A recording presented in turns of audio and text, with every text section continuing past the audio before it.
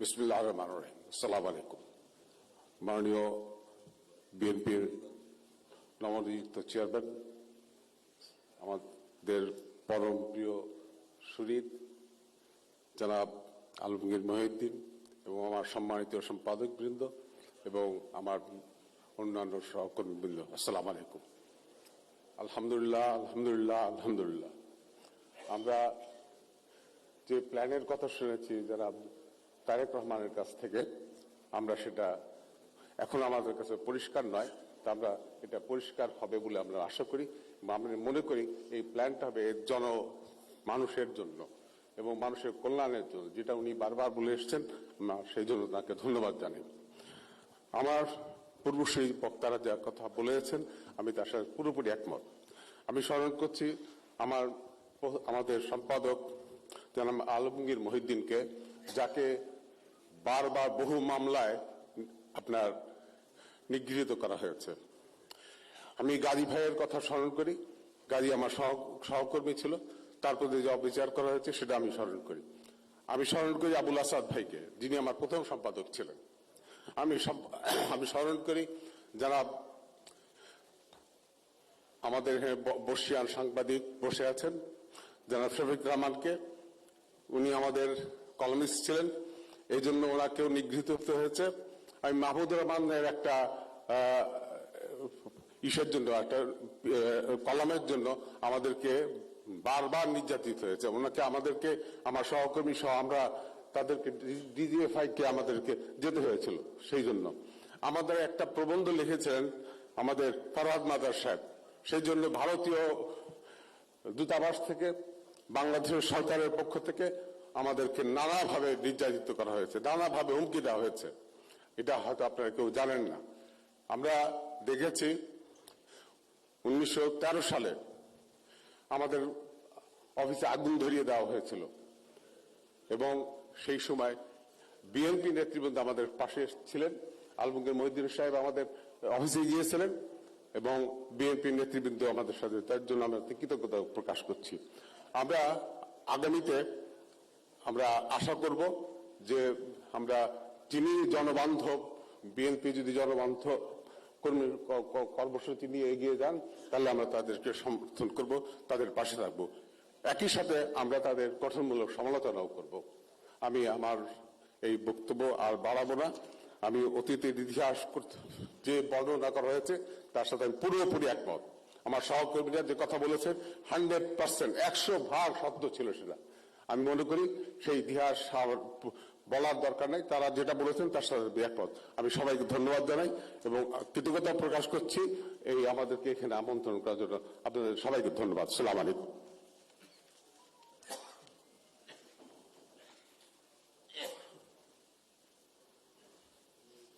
বাবর ভাইকে অসংখ্য ধন্যবাদ। এতক্ষণ আমরা প্রিন্টিং মিডিয়া ছিলাম, এবার একটু টিভিতে চোখ রাখি। এখন আমি আহ্বান জানাবো 21 টেলিভিশনের সিইও জনাব আব্দুল সালামকে কথা বলার জন্য।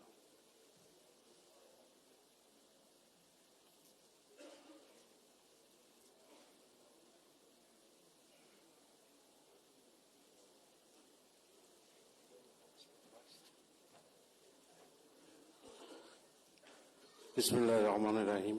আসসালামু আলাইকুম। উপস্থিত চেয়ারম্যান সাহেব, বিএনপির চেয়ারম্যান মহোদয়, উপস্থিত সুধীবৃন্দ, আসসালামু আলাইকুম। আমি অ্যাকচুয়ালি প্রস্তুত ছিলাম না যে আমাকে কোনো কিছু বলতে হবে। তা এখানে প্রথমত আমি ধন্যবাদ জানাবো মাননীয় চেয়ারম্যান সাহেবকে যে আমাদেরকে আমন্ত্রণ জানানোর জন্য। এটা দরকার ছিল এবং সেজন্য ধন্যবাদ। এবং আশা করি ভবিষ্যতেও আমরা যেন এই মতবিনিময় করতে পারি, সেটা যেন সেই সুযোগ যেন থাকে। আমি 21 টেলিভিশনের বিষয়ে বলার কিছু নাই, সবাই জানে যে এই পিরিয়ডটা নির্যাতিত কিভাবে আমি হয়েছি। এই বক্তব্য তারেক রহমান সাহেবের বক্তব্য প্রচার করতে যেয়ে আমাকে 2.5 বছর জেল খাটতে হয়েছে এবং 3 বার রিমান্ডে যেতে হয়েছে। অনেক মামলা, রাষ্ট্রদ্রোহ থেকে শুরু করে প্রচুর মামলা, মানে বিগত 15 ইয়ার্স, মানে আমার ব্যবসা বাণিজ্য এভরিথিং কলাপস, এবং অনেক নির্যাতিত হতে হয়েছে। এখনো শীতকালে আমার হঠাৎ করে মানে ব্যাক পেইন হয়। এই ব্যাক পেইনটা হয়েছে আমার জেলের মাটিতে শুয়ে, ওই যে পুরনো জেলখানা ছিল তো কেরানীগঞ্জের, ওই নিচের থেকে ঠান্ডা ওঠে, ধরেন 2-3টা কম্বল, কিন্তু ঠান্ডা তো ভিতর থেকে আপনার এই ব্যাকে। অনেক ডাক্তার দেখাইছে, কিন্তু শীতকাল আসলেই আমার এই ব্যাক পেন শুরু হয়, মনে পড়ে যায় ওই জেলখানার কথা। সো কারণ 2.5 বছর হচ্ছে দীর্ঘ টাইম চলে গেল। এই মানে এই শাসক গোষ্ঠীর এই স্বৈরাচারের কি পরিমাণ brutal and all this things. আমি একা না, অনেকে মানে ইয়ে করেছে। আমার সাথে ম্যাক্সিমাম দেখা হয়েছে এই বিএনপি, এই মির্জা ফখরুল ভাইয়ের সাথে দেখা হয়েছে জেলখানায়, সবাই অনেকের সাথে ওই পিরিয়ডটা, মানে 15 সাল, 16 সাল, 17। সুতরাং অনেকে নির্যাতিত হয়েছে, কষ্ট পেয়েছে। আমার মনে হয় যে এই যে ফ্রিডম অফ স্পিচ এটা এবং গণমাধ্যমের স্বাধীনতা জরুরি, গণতন্ত্রের জন্য এটা প্রয়োজন। সো আমি বিশ্বাস করি যে ইনশাল্লাহ বিএনপি ক্ষমতায় আসলে এদিকে তারা খেয়াল রাখবে, এবং তারা যে কমিশন করতে চায় এবং বিভিন্ন প্ল্যান তাদের আছে যতটুকু আমি জানি। সো ইট ইজ গুড যে আমরা ফ্রিভাবে কাজ করতে পারবো। ধন্যবাদ।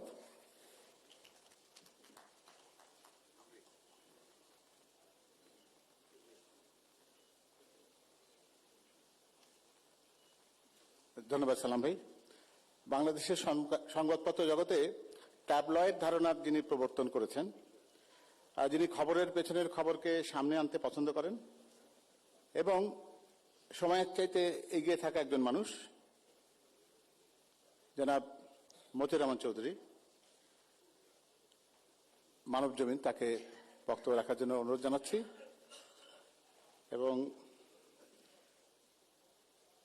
আমরা জানি যে বাংলাদেশের সংবাদপত্র জগতের থার্ড আম্পায়ার যদি কাউকে বলতে হয়, সেই নিরপেক্ষতার জায়গা থেকে বোধহয় উনি তাকে নিজেকে প্রমাণ করতে পেরেছেন। মতিউর রহমান চৌধুরী।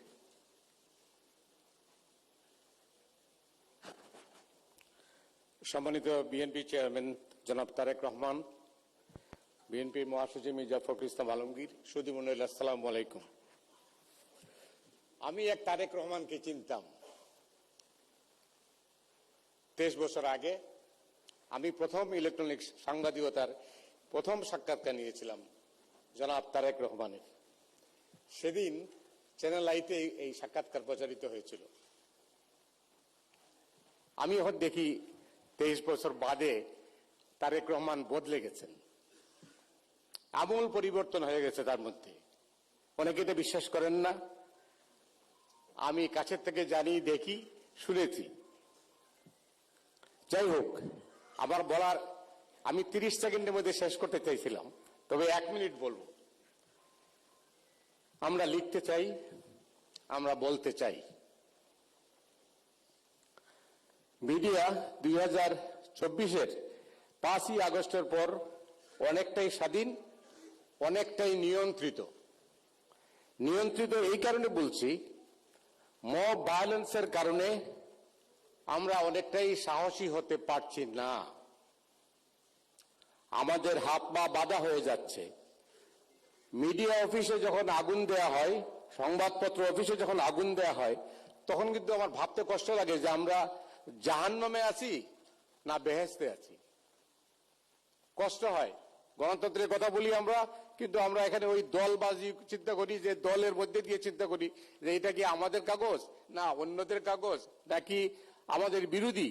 আমার মনে হয় তারেক রহমান সাহেব যে বদলে গেছেন বলছি এই কারণে, তিনি দেখে এসেছেন পাশ্চাত্য দুনিয়ায় কিভাবে মিডিয়া চলে, তার মধ্যে অনেক পরিবর্তন আছে। যাই হোক, আমি আরেকটা কথা বলে শেষ করতে চাই, সেটা হচ্ছে যে তারেক রহমানের কাছে আমাদের প্রত্যাশা,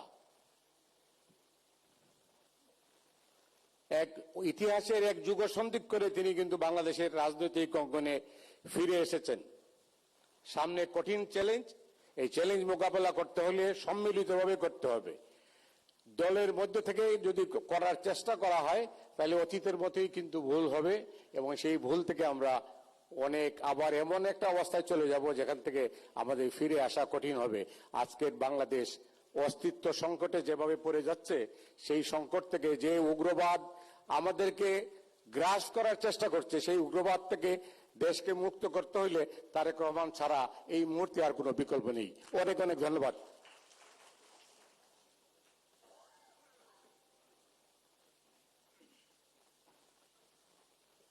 ধন্যবাদ জনাব মতিউর রহমান চৌধুরী। এবার আমি মঞ্চে আহ্বান জানাবো, আমাদের সামনে কথা বলবেন দৈনিক যুগান্তর সম্পাদক কবি আব্দুল হাই শিকদার।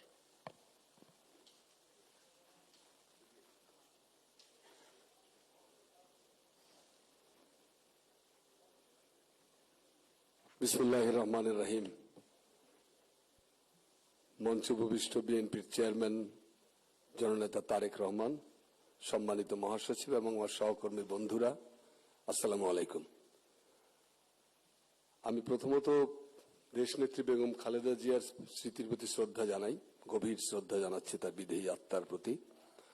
আর একটা দুঃসংবাদ দিতে চাই আপনাদের, যে স্বাধীন বাংলাদেশের প্রথম ভয়ানকভাবে নির্যাতিত সাংবাদিক সম্পাদক মজলুম জননেতা মৌলানা আব্দুল হামিদ খান ভাসানী প্রতিষ্ঠিত হক্কতার সম্পাদক সৈয়দ ইরফানুল বারী গতকাল ইন্তেকাল করেছেন। বাংলাদেশের প্রথম কারাবন্দী সাংবাদিকতা প্রায় বছর 2 তাকে জেলে কাটাতে হয়েছিল। কোমরে দড়ি বেঁধে ইরফানুল বারীকে নিয়ে যাওয়া হয়েছিল জেলখানায়, এবং শান্তি প্রেস তছনছ করে দিয়েছিল মুজিব বাহিনীর গুন্ডারা। তো আজকে ইরফানুল বারীর স্মৃতির প্রতি শ্রদ্ধা জানাই, এবং আমি ধন্যবাদ দিতে চাই যে বিএনপির চেয়ারম্যানকে, যে তিনি মিডিয়ার সাথে কথা বলতেছেন আগ্রহী বারবার। এটা খুব পজিটিভ একটা লক্ষণ, কারণ এতে হবে কি, মিডিয়া তো চতুর্থ স্তম্ভ, সাধারণ মানুষের সঙ্গে তারাই তো মেশে। এইখানে অনেক তথ্য পাওয়া যাবে যেটা হয়তো পার্টি লেভেল বা পার্টি ওয়ার্কাররা সেখানে দিতে পারবে না। কাজে মিডিয়ার সাথে কথা বলে দেশের কল্যাণ হবে। আরেকটা জিনিস, যে গণমুখী সাংবাদিকতার যে সূচনা লগ্ন, সেটা 1922 সাল। জাতীয় কবি কাজী নজরুল ইসলামের ধূমকেতু পত্রিকা প্রতিষ্ঠার আগ পর্যন্ত সাংবাদিকতা ছিল পদলেহনকারী।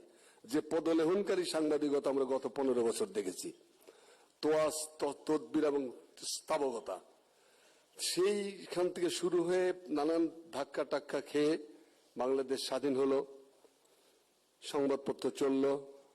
৪র্থ সংশোধনী এনে সমস্ত সংবাদপত্রকে হত্যা করা হয়েছিল।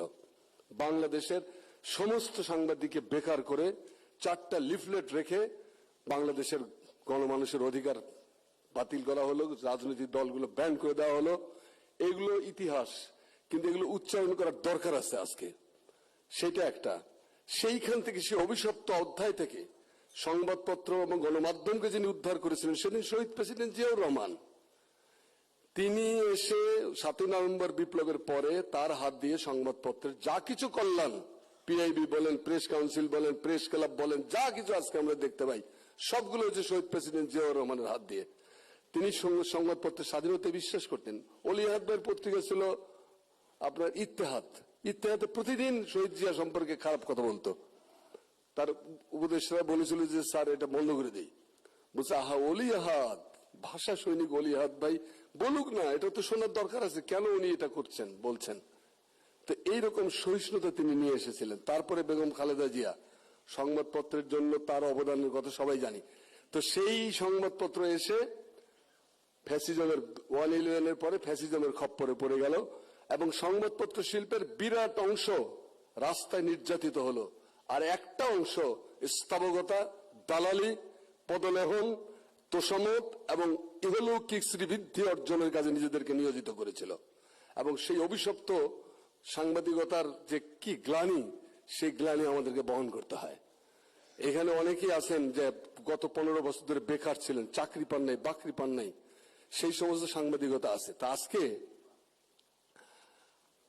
আমি যেটা মনে করি যে আজকে যেভাবে আপনি কথা শুনতে চাচ্ছেন এবং আপনি কথা বলবেনও, সেই প্রক্রিয়াটা সবসময় যেন বহমান থাকে। শহীদ জিয়া রেগুলার, ম্যাডামও রেগুলার মত বিনিময় করতেন বিভিন্ন, কখনো কখনো গ্রুপ করে করে, কখনো কখনো দল বেঁধে। এইটা আপনাকে করতেই হবে এই কারণে যে ফ্যাসিবাদ আমলে প্রায় আপনার 70 জন সাংবাদিককে হত্যা করেছে হাসিনা। 70 জন। মানে জুলাই রেভলিউশনের সময় নিহত হয়েছে প্রায় 6 জন সাংবাদিক। 200-র বেশি সংবাদ মাধ্যম বন্ধ করে দেওয়া হয়েছে। চ্যানেল 1 বন্ধ করে, নয়া দিগন্ত বন্ধ, দিগন্ত টেলিভিশন, ইসলামিক টেলিভিশন, শত শত এরকম অনলাইন যে কত বন্ধ করেছে তার কোনো ইয়ত্তা নাই, সব বন্ধ করে দিয়েছিল। এই যে বন্ধ করে দেওয়ার যে অভিশপ্ত প্রক্রিয়া, এই প্রক্রিয়ার মাধ্যমে দেখেন সারা দেশে প্রায় 4000 সাংবাদিক নির্যাতিত হয়েছে আওয়ামী ক্যাডারদের দ্বারা। 4000। আমি আমার নেতাকে, আমাদের বাংলাদেশ আপনার মুখের দিকে চেয়ে আছে, এটার মধ্যে কোনো স্থাবকতা নাই, এটা সত্য কথা যে সত্যি আপনার মুখের দিকে চেয়ে আছে বাংলার ভোরের আকাশ। তো এই যে ভোরের আকাশ চেয়েছে কেন? তাদের একটা প্রত্যাশা আছে। প্রত্যাশাটা কি? সংবাদপত্রের এই যে দুঃসহ অধ্যায় তারা পার হয়ে আসছে, সে অধ্যায় আপনার হাত দিয়ে যেন সত্যিকারে আপনার হাতে, আমি একটা কথা বলি যে আপনার হাতে জিয়ার নিশান, খালেদার স্নেহ মায়া, আপনার মুখে ফুটে আছে দেখো বাংলাদেশের ছায়া। এই যে বাংলাদেশের ছায়া আপনার মধ্যে ফুটে আছে, সেই ছায়া যেন সত্যিকার অর্থে আমাদের জন্য কল্যাণকর হয়। আমরা স্থাবকতা করতে চাই না। আমরা মনে করি যে জুলুমের যে সাংবাদিকগুলো নিহত হয়েছে, রাষ্ট্র তাদেরকে অ্যাড্রেস করেনি। এই 6 জন সাংবাদিকের একটা পয়সা একটা পরিবারের জন্য রাষ্ট্র একটা অর্থ ব্যয় করেনি। তারা আছে পাবলিসিটি নিয়ে, তারা আছে 3 জন উপদেষ্টা চেঞ্জ হয়েছে, কোনো উপকার কাজে লাগেনি। কোন বেকার সাংবাদিকদের পুনর্বাসন করার ক্ষেত্রে কোনো পদক্ষেপ নেওয়া হয়নি। মত প্রকাশের স্বাধীনতা আসবে কোত্থেকে? আমি না খাওয়া, আমার পরিবার পরিজন অনাহারে আছে, সেই সাংবাদিকগুলোর পাশে দাঁড়াতে হবে আপনাকে। তাহলে একটা তোমার কথা আমি শুনবো, আমি তোমার কথা মানি বা না মানি, তোমার কথা আমি শুনবো, এই যে গণতন্ত্রের বাণী, এবং সেই বাণীটা আপনার মধ্যে মূর্ত হয়ে উঠুক। আগামীর বাংলাদেশ গণমাধ্যমকে বন্ধুর মর্যাদা দিক। গণমাধ্যম শত্রু না, গণমাধ্যম আসলে বন্ধু। কারণ সে সত্যিকার ভালো কাজটা, হয়তো তিতা লাগে কখনো কখনো, কিন্তু সবুতে সঠিক কথাটা বলার চেষ্টা করে। এইখানে এখনো কিছু কিছু ব্যারিয়ার আছে, বলা হয়েছে, মতি ভাই বলে গেছে কিছু কিছু ব্যারিয়ার আছে। সে ব্যারিয়ার গুলো হয়তো মব জাস্টিসের কথা বলা হয়েছে। মব জাস্টিস ছাড়াও আমি যখন আমার দেশে ছিলাম, তখন একদিন একজন ফোন করেছে আমাকে, এক নেতা, আমি বলবো না কোন দলের, বলছে যে আমাদের এই নিউজটা 3 নম্বর পাতায় দিলেন কেন? আমি বললাম, আরে ভাই, নিউজ এডিটর পত্রিকার ভিতরে কোনটা কোথায় যাবে সে ঠিক করে, ওটা ওখানে গেছে, সেটা আমি কি করে বলবো? আমি কি লোক পাঠাবো কোথায় নিউজটা, ছবিটা ছাপা হবে সেখানে দেখানোর জন্য? আমি বললাম, আলহামদুলিল্লাহ, পাঠান পাঠান, তাড়াতাড়ি পাঠান, আমাদের এখানে এসে ভাঙচুর করেন, ভাঙচুর করলে সঠিক ফল পাবেন আপনি। তো এটা এরকম ছোট ছোট ইত্রামি রয়ে গেছে আমাদের, সেই ইত্রামিগুলোকে বন্ধ করতে হবে। আমাকে এখানে কথা বলার সুযোগ দেওয়ার জন্য আপনাকে ধন্যবাদ, কৃতজ্ঞতা। আসসালামু আলাইকুম।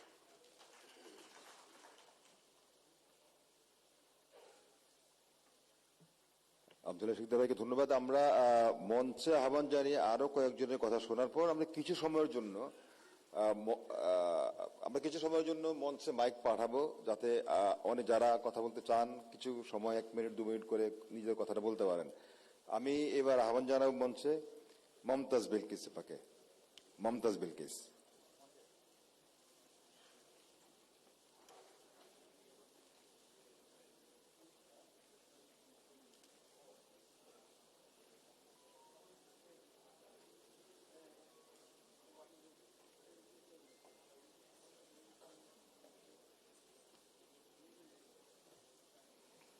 বিসমিল্লাহির রহমানির রহিম।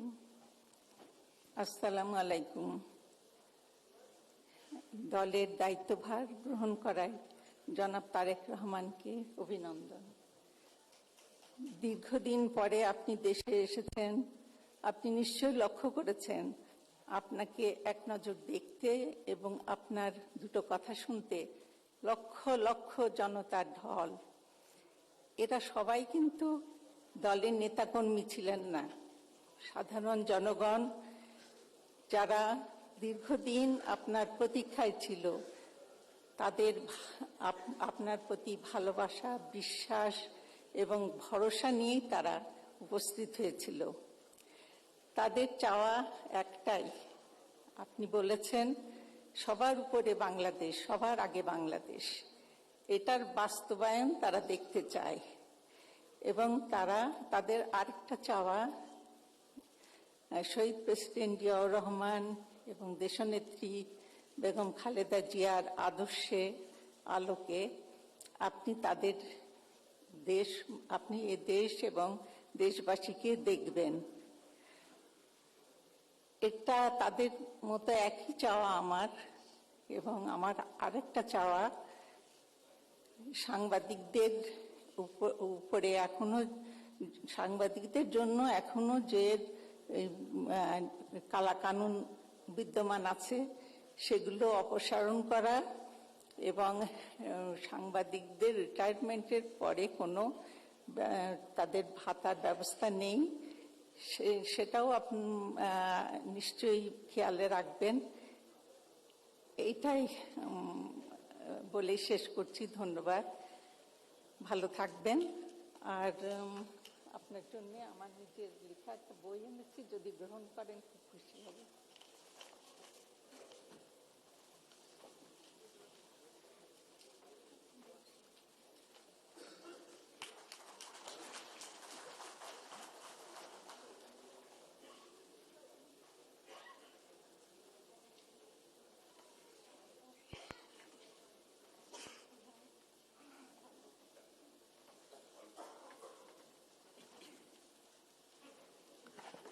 নিরাপত্তা বেষ্টনী যে কোনো নন্দিত মানুষের জন্য, নিরাপত্তা বাহিনীর বা নিরাপত্তা সংশ্লিষ্টদের জন্য একটা অত্যাবশ্যকীয় একটা বিষয়। কিন্তু আমাদের চেয়ারম্যান, তার কাছে আমার ক্ষমা প্রার্থনা করতে হবে এই জন্য যে আমরা একটা নিরাপত্তা বেষ্টনী এখানে তৈরি করেছিলাম। তিনি গণমাধ্যমের সাথে সেই বেষ্টনীটি উঠিয়ে দিয়েছেন, কারণ তিনি এই দূরত্বে রাখতে চান। আমি আমন্ত্রণ জানাতে চাই ইফতেখার মাহমুদ, সম্পাদক, ঢাকা স্ট্রিম, তাকে সংক্ষিপ্ত বক্তব্য দেওয়ার জন্য।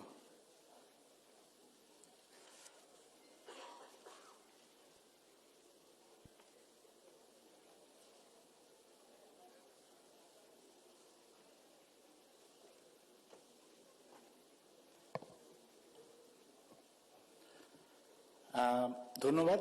একটি নতুন গণমাধ্যম হিসেবে যাত্রা শুরু করা ঢাকা স্ট্রিমকে এখানে একটু কথা বলার সুযোগ দেওয়ার জন্য, এবং একই সঙ্গে অভিনন্দন জানাচ্ছি বিএনপির নতুন করে দায়িত্ব নেওয়া চেয়ারম্যান হিসেবে তারেক রহমানকে এবং ওনার সদস্য প্রত্যাবর্তনকে। তো আমি আসলে অল্প কথায় দুইটা বিষয় জাস্ট বলি, বিরক্তি উদ্বোধন করবো না, যেহেতু আরো অনেক গুরুত্বপূর্ণ ব্যক্তির কথা আমরা শোনার জন্য বসে আছি।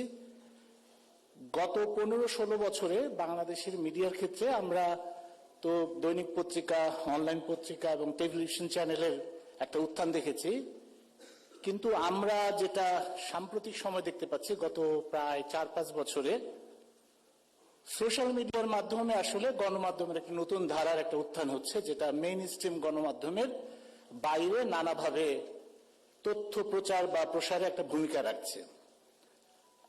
শুরুর দিকে এটা ছিল আসলে বাংলাদেশের গণমাধ্যমের পাশাপাশি একটি প্রবণতা, পরবর্তীতে এটা একটা প্রতিযোগিতার রূপ নেয়, এখন সম্ভবত এটা কিছুটা প্রতিদ্বন্দ্বিতা জায়গায় চলে গেছে এবং অনেক ক্ষেত্রে একটা কনফ্লিক্টিং জায়গায় চলে যাচ্ছে, মানে মেইন স্ট্রিম গণমাধ্যমের সঙ্গে যারা সোশ্যাল মিডিয়াতে নানাভাবে তথ্য প্রচার করেন। ফলে আগামী দিনে বিশেষ করে আসন্ন নির্বাচনে আমরা মনে করি যে সামাজিক যোগাযোগ মাধ্যমের যে অনেক ইতিবাচক দিক আমরা দেখেছি, ফ্যাসিবাদের আমলে তাদের প্রতিরোধের যে জায়গাগুলো দেখেছি, কিন্তু সাম্প্রতিক সময়ে এটা আসলে ডিসইনফরমেশন এবং মিসইনফরমেশন প্রসারে তাদের একটা ভূমিকাও কিন্তু আমরা দেখতে পাচ্ছি। তো এই জায়গাটার ক্ষেত্রে আমি যেটা দেখি যে সরকারের যে সমস্ত গণমাধ্যম বিষয়ক প্রতিষ্ঠান আছে সেই সংস্থাগুলোর অবাধ তথ্যের প্রসার যেরকম এটার একটা কাউন্টার হিসেবে তৈরি হতে পারে, একই সঙ্গে আমাদের মেইন স্ট্রিম গণমাধ্যমের উপরে সোশ্যাল মিডিয়াতে নানা ধরনের হেট ক্যাম্পেইনের যে একটা প্রবণতা আমরা দেখি, সেইটার ব্যাপারেও আসলে একটা সুরক্ষা থাকা দরকার, যেটা আমরা প্রথম আলো ডেইলি স্টারে হামলা, আগুন দেওয়ার মধ্য দিয়ে আমরা দেখেছি। আমি একটি ছোট নতুন স্টার্ট আপ গণমাধ্যম হিসেবে আমরা যেটা বলতে চাই যে বাংলাদেশে সব পৃথিবীতে যেমন আইটি সেক্টরে বা যে কোনো নতুন সেক্টর যখন শুরু হয় তখন তাদের জন্য একটা ইকোসিস্টেম সাপোর্টের প্রয়োজন হয়, কিন্তু বাংলাদেশে যারা নতুন ধারায় একটু সামাজিক গণমাধ্যম বিষয়ক মূল ধারার গণমাধ্যম কাজ শুরু করেছেন তাদের জন্য এখানে আসলে প্রপার ইকোসিস্টেম নাই।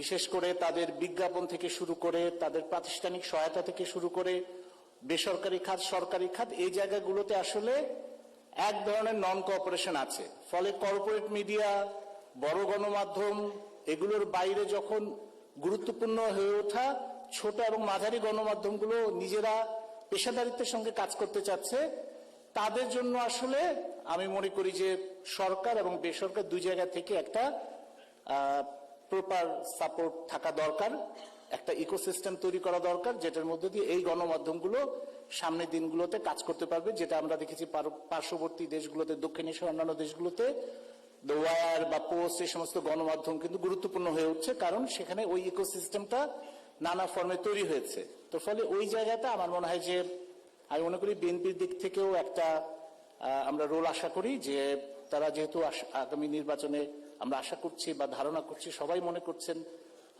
নির্বাচনের মধ্য দিয়ে ক্ষমতাতে ওনারা যাবেন এবং দেশ পরিচালনা করবেন, এবং গণমাধ্যমের সঙ্গে আগামী দিনের গণমাধ্যমকে কিভাবে আসলে মূলধারার গণমাধ্যমের সঙ্গে যুক্ত রাখা এবং এক ধরনের পেশাদারিত্ব বজায় রাখার সুযোগ তা রেখে দেওয়া, সেই জায়গার ক্ষেত্রে ওনারা ভূমিকা রাখবেন এবং পরিকল্পনা থাকবেন। এবং অন্য জায়গায় সাংবাদিকরা যেটা বললেন যে নিয়মিতভাবে গণমাধ্যমের সঙ্গে আলোচনাটা চলমান রাখাটা আমরা মনে করি যে গুরুত্বপূর্ণ। ধন্যবাদ আমাকে কথা বলার সুযোগ দেওয়ার জন্য।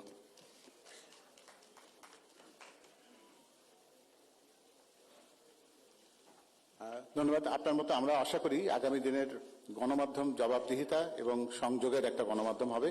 সত্যিকার একটা গণ এবং মাধ্যম এই শব্দটির ভেতরে কোনো রকম বিঘ্ন থাকবে না। আমি বিনয়ের সঙ্গে আহ্বান জানাতে চাই এম বাহাউদ্দিন ইনকিলাব সম্পাদককে তার সংক্ষিপ্ত কথা বলবার জন্য।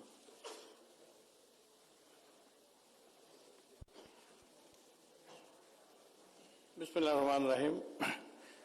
জনাব তারেক রহমান সাহেব চেয়ারম্যান নির্বাচিত হয় বাংলাদেশে আসায় ওনাকে শুভেচ্ছা অভিনন্দন। উপস্থিত সুধীবৃন্দ, আমার প্রিয় বড় ভাই ফখরুল হোসেন আলম সাহেব, আসসালামু আলাইকুম রহমতুল্লাহ বারাকাতুহু। আজকে আর বক্তব্য দেওয়ার কোনো কিছু নাই। বিএনপির মিডিয়া সেল এবং তারেক রহমান সাহেবের 5ই আগস্ট পূর্ববর্তী সময় এবং 5ই আগস্ট 2024 পরবর্তী সময় জার্নালিজমের ট্র্যাকগুলি ভালোভাবে স্মরণ রাখতে হবে। কারণ বিগত 18 বছর জার্নালিজম করা অত্যন্ত কঠিন ছিল। বিদেশে চলে যেয়ে জার্নালিজম করা আর বন্দুকের নলের মুখে জার্নালিজম করা ডিফিকাল্ট। ইনকিলাবও বন্ধ হয়েছিল। আমাদের অফিস থেকে চলাকালীন সময় 6 জন চিফ রিপোর্টার নিউজ এটা 6 জনকে তুলে নিয়ে গেছে। আমিও পলাতক ছিলাম। আমার বাসা অফিস সব জায়গায় সার্চ হয়েছে। তো অনেক ঘটনা, আব্দুল্লাহ শিকদার সাহেব বছর আরো অনেক লোকের কথা বলা হয়েছে। মাহমুদুর রহমান সাহেবের বিরুদ্ধে যেটা অন্যায় হয়েছে, ব্যারিস্টার মইনুল হোসেন সাহেব, শফিক রহমান সাহেব, আফসাদ সাহেব, সবগুলি কথা কিন্তু ইনকিলাবে ছাপা হয়েছে। ছাপা হয় নাই, কথা ঠিক না। তারা বিদেশে ছিলেন আর জেলে বসেছিলেন, ওটা ওগুলো দেখতে পারেন নাই। তো মিডিয়া সেলে ওটা খেয়াল রাখতে হবে। এখন এই পরিবেশে যে জার্নালিজম, সেটা তখন সম্ভবপর ছিল না। ওর মধ্যে ছোট ছোট করে কথার মধ্যে গুরুত্বটা অনেক বেশি। আজকে বিএনপি বা তারেক রহমান সাহেবের যে বিশাল ব্যক্তিত্ব, যেটা এখন যেটা হয়েছে, সেটা কিন্তু 5ই আগস্ট পূর্ববর্তী জার্নালিজমের কারণেই হয়েছে। তখনই ওনার চরিত্রটা হয়েছে। আমার ব্যক্তিগত বিশ্বাস, আশা এবং যত কিছু সার্ভে আছে, তারেক রহমান আগামী দিনের প্রধানমন্ত্রী। আগামী শুভেচ্ছা থাকলো। আমরা আশা করি ইনশাল্লাহ উনি প্রধানমন্ত্রী হওয়ার পরে খুব দ্রুতই সাংবাদিকদের সাথে আরো এফেক্টিভ ওয়েতে বসবেন। ধন্যবাদ। আসসালামু আলাইকুম।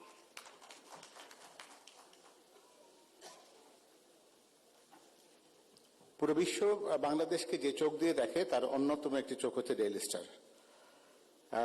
তার সম্পাদক মাহফুজুল্লাহ স্যার বিভিন্ন সময় তাকে এই বাংলাদেশের চোখকে বিভিন্ন রকম ভাবে দেখাতে হয়েছে। সেখানে হয়তো কোনো কোনো ক্ষেত্রে ভ্রান্তি ছিল যেমন, কিন্তু অকপট স্বীকারোক্তির মধ্যে এটাও ছিল সেই ভ্রান্তিকে তিনি স্বীকারও করতে পারেন। আমার মনে হচ্ছে সংবাদপত্র জগতের এটি একটা সত্যিকার একটা অনন্য দৃষ্টান্ত। আগামী দিনের বাংলাদেশ আপনি কেমন দেখতে চান? সংবাদপত্র জগতের জন্য আপনার প্রত্যাশাটা কি? ম্যাডাম মাহফুজানা, আপনাকে স্বনির্ভর অনুরোধ জানাচ্ছি।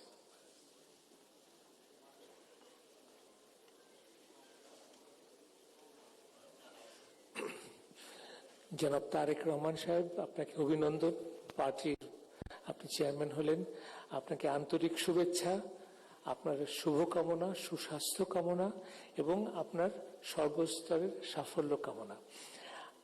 খুবই সংক্ষিপ্তে, আমরা গণতন্ত্র চাই, স্বাধীন সাংবাদিকতা চাই এবং সুশাসন চাই। এটা নিয়ে আমরা অনেকে আলোচনা করছি, আপনাকে নিশ্চয়ই অনেকে বলেছেন, বাট একটি দুটি বিষয়ে আমি মনে হয় যথেষ্ট আলোচনা হচ্ছে না। সেটা হচ্ছে বাংলাদেশের অগ্রগতির জন্য আগামীর চ্যালেঞ্জেস গুলো কি, এবং আমি মনে করি সবচেয়ে বড় চ্যালেঞ্জ হচ্ছে ক্লাইমেট চেঞ্জ। ক্লাইমেট চেঞ্জ নিয়ে আমরা কিন্তু রাজনৈতিক দলরা বা অত আলোচনা করছি না। বাংলাদেশ হচ্ছে একদম কি বলবো ফ্রন্টলাইন দেশের মধ্যে কয়েকটা, এবং ক্লাইমেট চেঞ্জের যে কি ইম্প্যাক্ট হবে এটা অলরেডি আমরা কিন্তু কোস্টাল এরিয়াতে দেখতে পাচ্ছি। সো আমার অনুরোধ থাকবে, climate change should be your very important priority. আরেকটা হচ্ছে আমাদের পানি সম্পদ। আমরা পৃথিবীর অন্যতম কিন্তু মানে সম্পদশীল দেশ পানির ক্ষেত্রে, কিন্তু আমরা সমস্ত নদীকে দূষণ করছি। ইট ইজ কোয়াইট ইনক্রেডিবল যে আমরা কিভাবে নদী দূষণের দিকে যাচ্ছি এবং কিছুই করছি না। আরেকটা হচ্ছে আমাদের আন্ডারগ্রাউন্ড ওয়াটার। জনাব তারেক রহমান সাহেব, আমরা কিন্তু আন্ডারগ্রাউন্ড ওয়াটার উত্তোলন করতে করতে, হ্যাঁ আমরা করেছি, এগ্রিকালচারে অনেক উন্নতি হয়েছে, কিন্তু গ্রাউন্ড ওয়াটার কিন্তু এখন প্রায় 80-90 মানে ইয়ার্ড নিচে চলে গেছে। হ্যাঁ, 600 ফিট। তো আপনি তো আমার চাইতে বেশি জানেন। So we have to address ইট, এবং এই সমস্ত ব্যাপারে আমরা স্বাধীন সাংবাদিকতা এবং আমি নিজে ডেইলি স্টার আপনাকে সর্বরকম সহযোগিতা করব। ধন্যবাদ।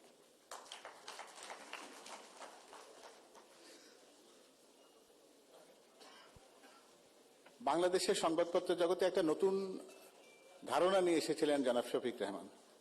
জায়জাদিন একটি পত্রিকা, যেটি মানুষের জন্য একটা পুরো সপ্তাহের প্রতীক্ষার সমান্তরাল হয়ে উঠেছিল, এবং তার পরবর্তীতে তার একটা অসাধারণ লাল গোলাপ নামের একটি অনুষ্ঠান, যেটির ভেতর দিয়ে তিনি সবসময় মানুষকে শুভেচ্ছা জানাতে চেয়েছেন। শফিক রহমান স্যারকে আমি এখানে কথা বলবার জন্য ডাকতে পারি, এবং তার জন্য কোনো সময় নির্ধারণ করতে চাই না, তবে খুব বেশি সময়ও নেওয়া যাবে না, এটাও ঠিক খেয়াল রাখতে হবে। আমরা চাইবো যে আগামীর আপনার ভ্যালেন্টাইন ডের উৎসবটি এটি গণতান্ত্রিক উত্তরণের সত্যিকার অর্থে ভ্যালেন্টাইন ডে হবে, যেখানে জাতীয়তাবাদী শক্তির উন্মেষ এই বাংলাদেশের মানুষ দেখবে। জনাব শফিক রহমান।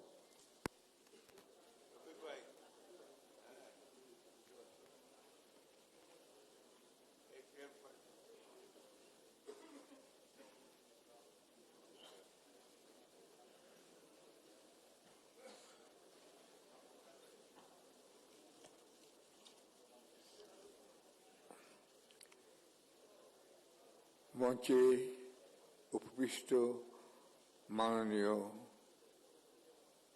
দুই অতিথি এবং আমার সামনে যারা আছেন সম্মানিত অতিথিবৃন্দ, সবাইকে একসঙ্গে লাল গোলাপ শুভেচ্ছা জানাচ্ছি। আমার বয়স 51, আমি বলেই বেড়াই, আমি বলতে পারেন কিছুটা হাসিনা রোগে আক্রান্ত হয়েছি। এই কারণে বয়স 51 তো অনেক কিছু কথা মনে পড়ে যায়, অনেক কিছু বলতে ইচ্ছে করে, কিন্তু সময় সংক্ষিপ্ত, আমি সেটা বলবো না। তবে আমি আমার প্রিয় গানের একটা কলি দিয়ে শুরু করতে চাই।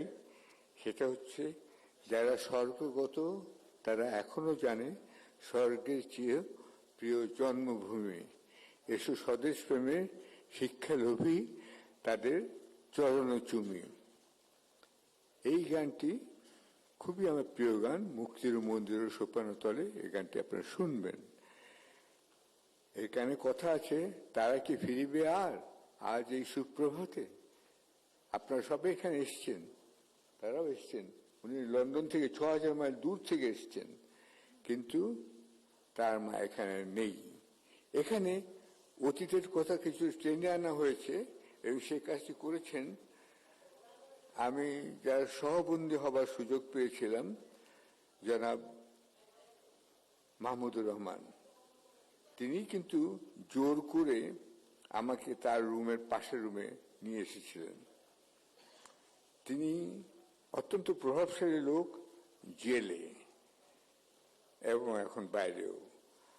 তাকে ধন্যবাদ যে তিনি আমার জেল জীবনটা অনেকটা সহনীয় করার চেষ্টা করেছিলেন। এখানে আরেকটা কথা বলতে চাই যে জেল জীবন যে কত খারাপ, এটা আপনারা যারা জেলে যাননি তারা বুঝবেন না। এখানে দুজন আছেন, তারা বুঝবেন। আমি ওনার রুমেই ছিলাম, কিন্তু উনি চলে যাওয়ার পরে আমি সেসব বর্ণনা দিয়ে আজকে আপনাদের এই সুন্দর পরিবেশটা বিষণ্ণ করতে চাই না। আমি শুধু জনাব তারেক রহমানকে জানিয়ে রাখতে চাই, তিনি নিজেও জানেন না যে তিনি কি। সক্রেটিস একটা কথা বলেছিলেন, নো দাই সেলফ। আজ জীবনের শেষ প্রান্তে এসে আমি বুঝতে পারি, এই ছোটবেলায় আমি পড়েছিলাম ক্লাস 10-এ, নো দাই সেলফ, এটা এত বড় মূল্যবান কথা কি, কিন্তু এটা জানা দরকার। জানলে পরে অনেক কিছু করা সম্ভবপর জীবিত অবস্থাতেই। প্রেসিডেন্ট জিয়া রহমান জানতেন না যে তিনি কত পপুলার। তার জানাজাতে অবিস্মরণীয় লোক হয়েছিল তখন। আর তারপরে আমরা দেখলাম ম্যাডাম খালেদা জিয়া, তিনি যখন মহাপ্রাণ করলেন, তখন সারা বাংলাদেশই হয়ে গেল জানাজার একটা ক্ষেত্র। এটাও একটা অভূতপূর্ব ঘটনা, এটা বুঝতে হবে। তারেক রহমানও জানেন না যে তিনি আসলেই কত জনপ্রিয়। আমি যখন জেলে গেলাম, তখন জেল বন্দিরা সবাই তার কথা আমাকে জিজ্ঞাসা করত। সবচেয়ে বড় কথা, পুলিশরাই জিজ্ঞাসা করত, যারা আমার রক্ষক তারাই জিজ্ঞাসা করত, উনি কি জানেন কেমন আছেন? আর বলতাম, উনি তো লন্ডনে বহু দূরে আছেন, আর আমি আপনাদের এখানে আছি। জেলখানার মধ্যে আরেকটা জেলখানা কিন্তু আছে, সেটা কিন্তু সুরক্ষিত, সেটার নাম চম্পাকলি। এগুলো আপনারা ভবিষ্যতে জেনে নেবেন ওনার মুখ থেকেই। তারেক রহমান সাহেবকে একটা কথা বলতে চাই, যখন আমাকে শেষ পর্যন্ত একটা ডিভিশন দেয়া হলো, তখন আমাকে সরিয়ে নিয়ে দেওয়া হলো medical ward number 3, bed number 3। Tarek Rahman সাহেবের হয়তো মনে আছে ওয়ার্ড নাম্বার 3, বেড নাম্বার 3, কেননা ওই বেডেই তিনি ছিলেন। আমাকে যখন নেওয়া হলো, পুলিশে বলল, তাকে আমরা শ্রদ্ধা করি, সরকার যাই বলে না বলুক, জেলখানার মধ্যে আমরাই রাজত্ব করি, আমরাই শাসন করি, এই বেডে আমরা কাউকে শুতে দিই না। এতটাই শ্রদ্ধা করেন তারেক রহমানকে সাধারণ লোকরা। এটা খুব ইম্পর্টেন্ট। এই জন্য আজকে আপনারা সব এখানে অসাধারণ লোক আছেন, অথচ আমরা কথা বলছি সাধারণ লোকের উন্নতির কল্পে, বাংলাদেশ আগামীতে কেমন হবে সেই কথাটা বলছি। সেই জন্য সাধারণ লোকের সঙ্গে তিনি যে দেখা করবেন, যাচ্ছেন উত্তর বাংলায়, এটা খুবই ভালো কথা। একই সঙ্গে আমি এটাও বলবো যে বিদেশে যেসব প্রবাসী এখনো বসবাস করছেন, তাদের সঙ্গে একটা যোগসূত্র স্থাপিত তিনি যেন কন্টিনিউয়াসলি, অনবরতভাবে, অবিরামভাবে করে যান। কারণ তিনি নিজে 17 বছর বাইরে ছিলেন, তিনি বুঝবেন যে কি অবস্থা দেশে, এবং এখন তিনি তাদেরকে বলতে পারবেন। জেলে যাওয়া বিষয়ে আমি আরেকটা কথা বলতে চাই। সকল বন্দীদের তুলনায়, মাফ করবেন আপনারা দুজন, সকল বন্দীর তুলনায় বেগম খালেদা জিয়া, আমি অবশ্য থেকে ম্যাডাম বলে ডাকতাম, তিনি, তার জীবনটা কিন্তু, তার জীবন অত্যন্ত অসাধারণীয়। আমরা যখন নেলসন ম্যান্ডেলার কথা পড়ি, তখন শুনি, আমি জানি ম্যান্ডেলাকে, তার সঙ্গে কথা বলার সুযোগ, ইন্টারভিউ করার সুযোগ আমার হয়েছে। আচ্ছা, আমি 6 জন নোবেল লরেটের ইন্টারভিউ করেছি। তো সেইখানে তিনি আমাকে, আমি বলছি তোমার সবচেয়ে খারাপ সময় কোনটা ছিল? তিনি আমাকে বলেছেন আমাকে 27 বছর জেলে রেখেছিল, সেটা নয়, আমাকে যে ইট ভাঙতে হতো সেই ইটের কুচি দিয়ে আমার চোখ অন্ধ হয়ে গিয়েছিল, এটা ম্যান্ডেলা আমাকে বলেছিলেন।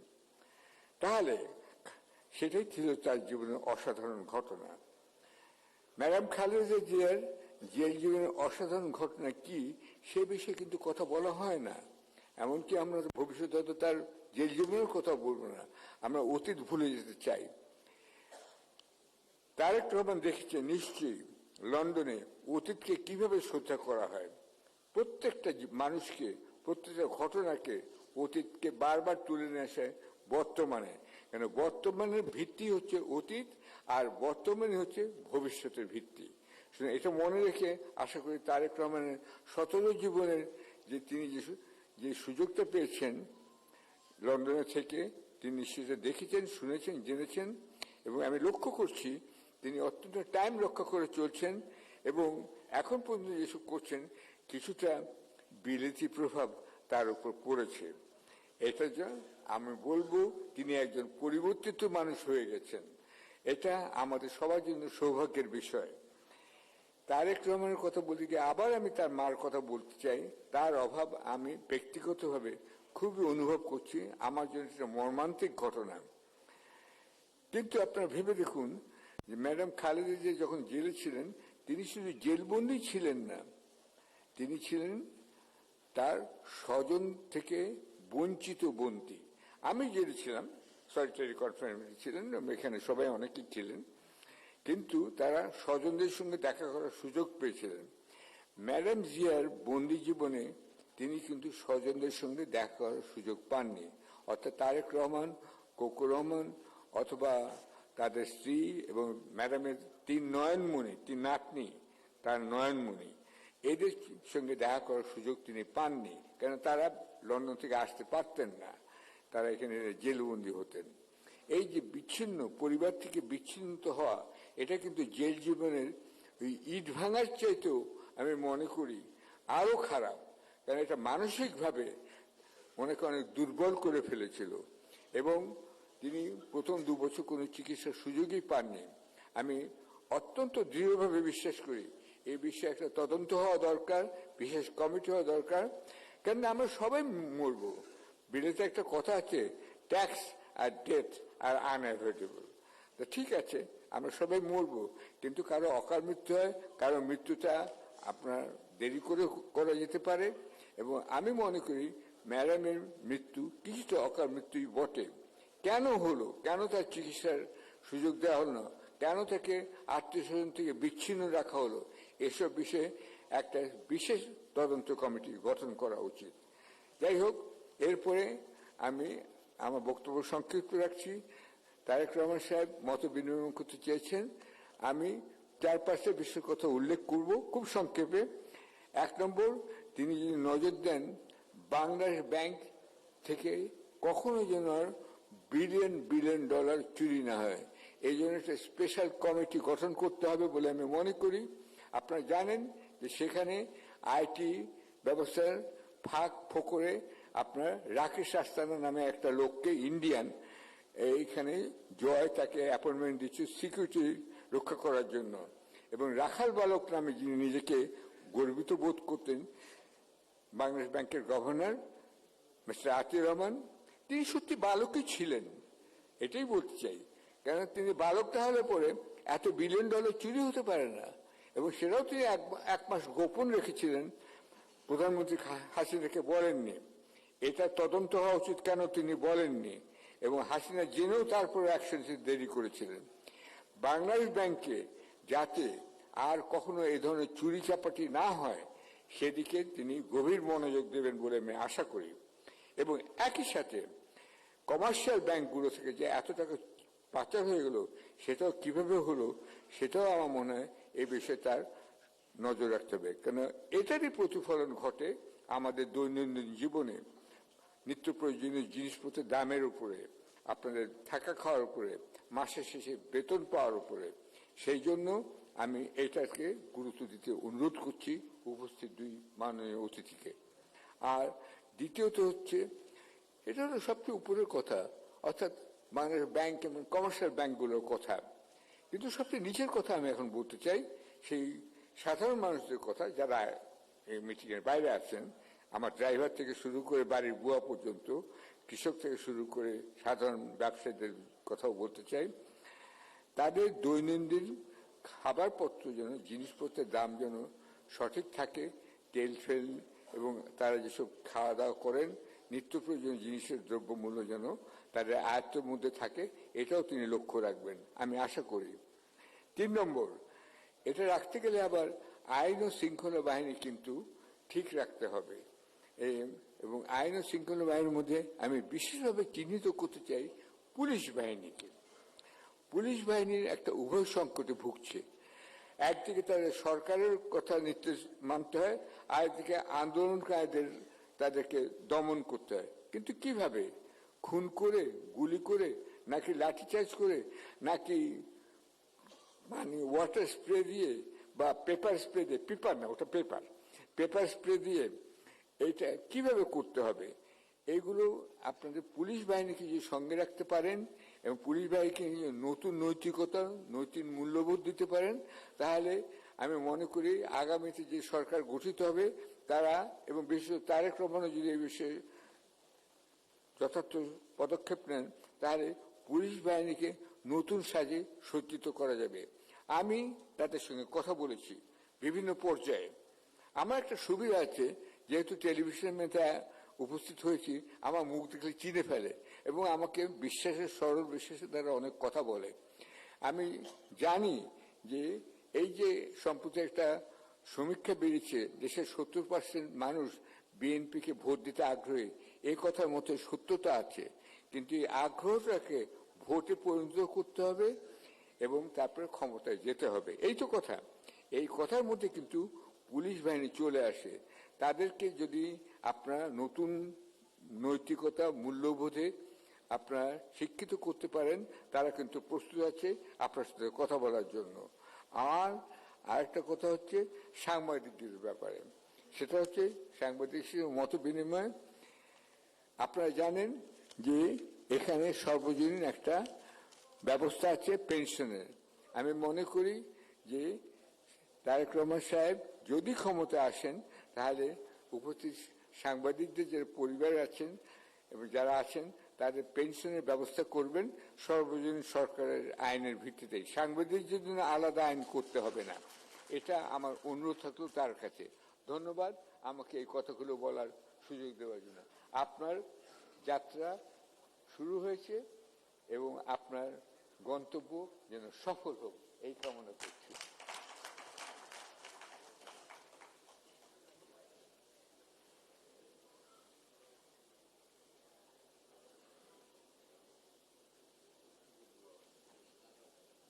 আমরা একটু অন্য একটু আয়োজনে যেতে চাই। খুবই সংক্ষিপ্ত পরিসরে সেটি হবে অবশ্যই, কারণ আমরা সেই সমস্ত সংবাদকর্মীদের কথা খুব কমই শুনি যারা রোদে পুড়ে, বৃষ্টিতে ভিজে, মশার কামড় সহ্য করে সংবাদের সূত্র সংগ্রহ করেন, সংবাদপত্রকে সুশোভিত করেন, পাঠকের কাছে পৌঁছে দেন। তাদের কথা হয়তো খুব বেশি শোনা হয় না। আজকে এই পরিসরে জনাব তারেক রহমান তাদের কথা শুনতে চান, তবে প্রত্যেককে খুবই সংক্ষেপে এই কথাগুলো বলতে হবে। আমরা এই সময়টা নির্ধারণ করছি 10 মিনিট। এই 10 মিনিটের ভেতরেই এই পর্বটি শেষ করতে চাই আমরা, তাতে যতজন কথা বলতে পারেন। আমরা শুরু করতে পারি।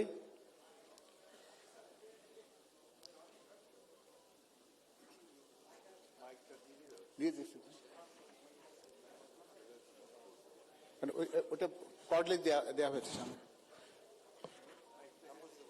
নাম এবং পরিচয় দিয়ে খুবই সংক্ষেপে। আসসালামু আলাইকুম, আমার নাম আব্দুর রহমান জাহাঙ্গীর, আমি ইউএনপিতে কাজ করি।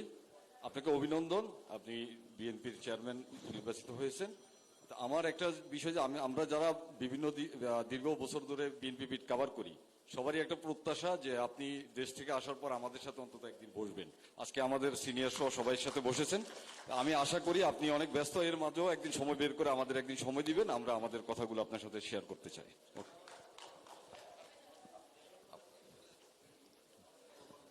আসসালামু আলাইকুম, আমি মারুফা রহমান, আমি নিউজ 24 এর বিশেষ প্রতিনিধি হিসেবে আছি। আমি একটু সাউন্ডটা বাড়াতে হবে, একটু একটু অপেক্ষা করুন প্লিজ। মাইক্রোফোনটা কাছে নিয়ে, মুখের কাছে নিয়ে একটু জোরে বলুন। আসসালামু আলাইকুম, আমি মারুফা রহমান, আমি নিউজ 24 এ আছি বিশেষ প্রতিনিধি হিসেবে। সবাই একটু নীরব হই প্লিজ। না, প্রথমে যে বললেন বিএনপি বিটে যারা আপনারা কাজ করছেন, এই বিষয়টা নিয়ে গতকাল সন্ধ্যায় আমাদের ভিতরে আলাপ হয়েছে। সিনিয়র যারা সাংবাদিক বৃন্দ আছেন বা সম্পাদক বৃন্দ আছেন, ওনারা স্বাভাবিকভাবে এখানে বক্তব্য রেখেছেন, বাট আপনাদেরও একটা বোধহয় আপনারাও চাইছেন, তো এটা ইনশাল্লাহ আমরা অ্যারেঞ্জ করবো একটা time। ধন্যবাদ।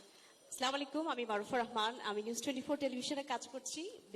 পলিটিক্যাল রিপোর্টার বেসিক্যালি আমি, তবে বিরোধী দল কাভার করেছি বিগত 16 বছর। তো সেই জায়গা থেকে আমি বলবো যে আমাদের একটা প্রতিকূলতা আছে, বিশেষ করে যারা নারী হিসেবে আমরা কাজ করছি, সেটা মাঠে বলি কিংবা নিউজ রুমে বলি। তো যদি আপনি ক্ষমতায় আসেন বা রাষ্ট্র পরিচালনার জায়গায় আসেন, গণমাধ্যমের স্বাধীনতার কথা আপনারা বলছেন এবং ইশতেহারেও এটি একটি বড় বিষয় হয়ে থাকবে বলে আমরা জানতে পেরেছি। তো সেক্ষেত্রে গণমাধ্যমের নারীদের সংখ্যা যেন আরো বাড়ানো হয় এবং যারা আসে তারা যেন ঝরে না পড়ে, এবং যারা কাজ করছে তাদের এগিয়ে যাওয়ার যে প্রতিবন্ধকতাগুলো আছে সেগুলো আপনারা অ্যাড্রেস করবেন বলে আশা রাখি। Thank you. আপনি রেসপন্ড করবেন? আমি, হ্যাঁ, আপনি যেটা বলছেন, আপনি নিশ্চয়ই একটা জিনিস খেয়াল করেছেন, আমরা এর মধ্যে বলেছি যেহেতু 22 তারিখ থেকে ফর্মালি শুরু হবে, তখন 22 তারিখ, বাট এর মধ্যে অলরেডি অনেকেই জানেন নারীরা হচ্ছেন আমাদের টোটাল পপুলেশনের অলমোস্ট 51% প্রবলি এখন, অর্থাৎ পুরুষদের থেকে বোধহয় নারীদের সংখ্যা একটু বেশি। এবং আমরা যে পরিকল্পনাগুলো করছি, সোজা কথায় খুব সংক্ষেপে যদি বলতে হয়, তাহলে এত বড় একটা অংশকে যদি আমরা অ্যাড্রেস না করি তাহলে কিন্তু এগোনো যাবে না। এবং সেই জন্য আমরা একটা ফ্যামিলি কার্ড আমরা ইন্ট্রোডিউস করতে চাইছি, যেটা দিয়ে আমরা প্রান্তিক মহিলাদেরকে, নারীদেরকে আমরা একটা সহযোগিতা দেওয়ার চেষ্টা করব, যেখান থেকে তারা ধীরে ধীরে ভাবে অর্থনৈতিকভাবে স্বাবলম্বী হতে পারেন। আপনি সিকিউরিটির যেই কথাটা বলেছেন, অবশ্যই এটা এখানে একজন বক্তা একটু আগে সোশ্যাল মিডিয়াতে বলেছেন, আমরা দেখছি সোশ্যাল মিডিয়াতে একটা ট্রেন, যদিও খুব বেশি আমার সোশ্যাল মিডিয়াতে থাকার স্কোপ হয় না, কিন্তু সোশ্যাল মিডিয়াতে একটা ট্রেন দেখা যাচ্ছে, অনেক সময় নারীরা খুব হেনস্থার শিকার হচ্ছেন। এখানে আজকে আপনারা যারা আছেন উপস্থিত, আপনাদের সকলকে আমি অনুরোধ করবো, বোধহয় সংবাদ মাধ্যম মালিক, সম্পাদক সহ সাংবাদিক যারা আছেন, আমাদের মনে হয় সকলের একটা এখানে একটা কোনো চিন্তা ভাবনা করা উচিত, যাতে সমাজে এই প্রবণতাটা যাতে বন্ধ করা সম্ভব হয়। এবং অবশ্যই শুধু নারী না, নারী পুরুষ সকলে যাতে পথে নিরাপদে বের হতে পারেন এবং নিরাপদে ঘরে ফিরে আসতে পারেন, এটা আমাদের এজেন্ডার অন্যতম প্রধান এজেন্ডা থাকবে ইনশাল্লাহ।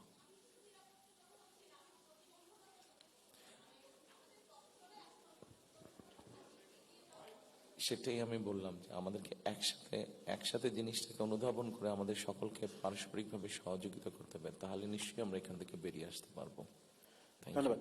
আমি সবাইকে একটু অনুরোধ করবো, আপনারা জানেন যে আমাদের চেয়ারম্যান মহোদয় কণ্ঠস্বর অসুস্থতা জনিত কারণে তাকে ঠিক স্বাভাবিকভাবে কথা বলতে শুনছি না আমরা, এটি আপনারা এমন ক্ষমা করবেন। এবং আমার মনে হয় এই পর্বটি যতটুকু সংক্ষিপ্ত করতে পারি, কারণ উনি তো কথা দিয়েছেন যে পরবর্তীতে আপনারা তার সঙ্গে কথা বলার সুযোগ পাবেন। পরের জন্য। হ্যালো, হ্যাঁ প্লিজ।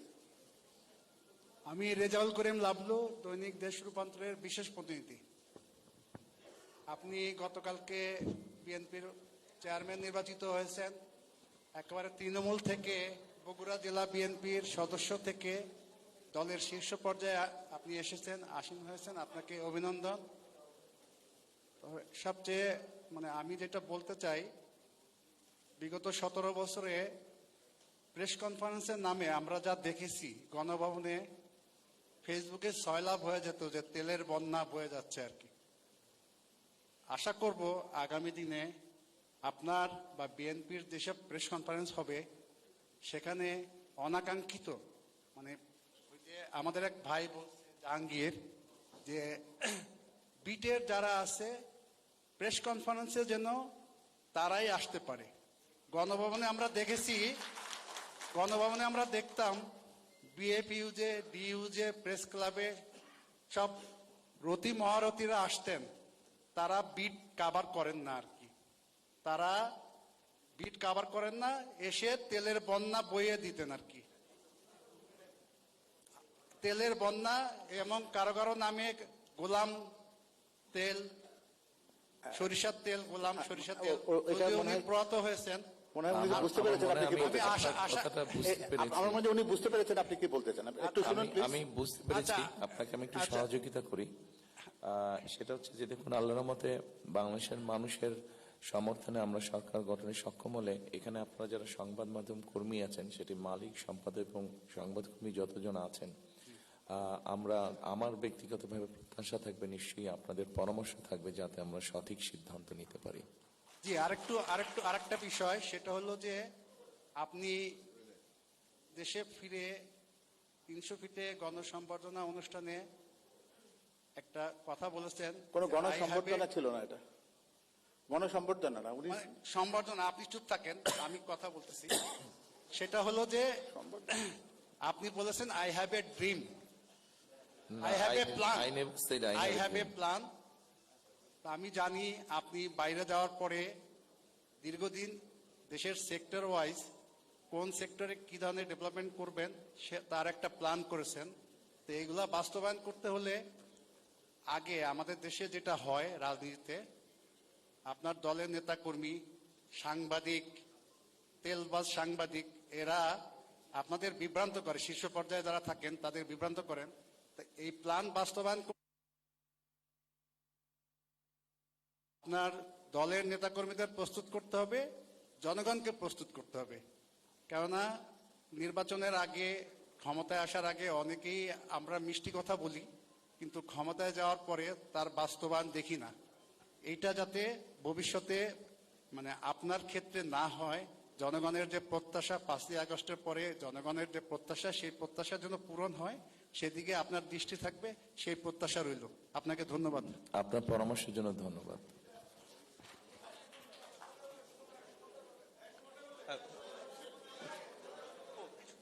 আমি সুমন মাহমুদ, বিডি নিউজ 24.com-এ কাজ করি। আমার একটাই চাওয়া, সামনে নির্বাচনী প্রচার অভিযানে আপনি নামবেন। আমরা যারা মাঠ পর্যায়ে কাজ করি, রিপোর্টার এবং ক্যামেরাম্যান, তারা যাতে খুব কাছাকাছি থেকে আপনার সংবাদ সংগ্রহ করতে পারি, সেই জিনিসটা আপনি একটু নজরে দিবেন। কারণ আপনি একটা নিরাপত্তা বেষ্টনীর ভিতরে আছেন, সেই নিরাপত্তা বেষ্টনী ভিতরে থেকে আমরা যাতে আমাদের সংবাদটা সুন্দরভাবে কভার করতে পারি, সেই ব্যাপারে আপনার নজর চাই। ধন্যবাদ। ধন্যবাদ। আমি আসার পরে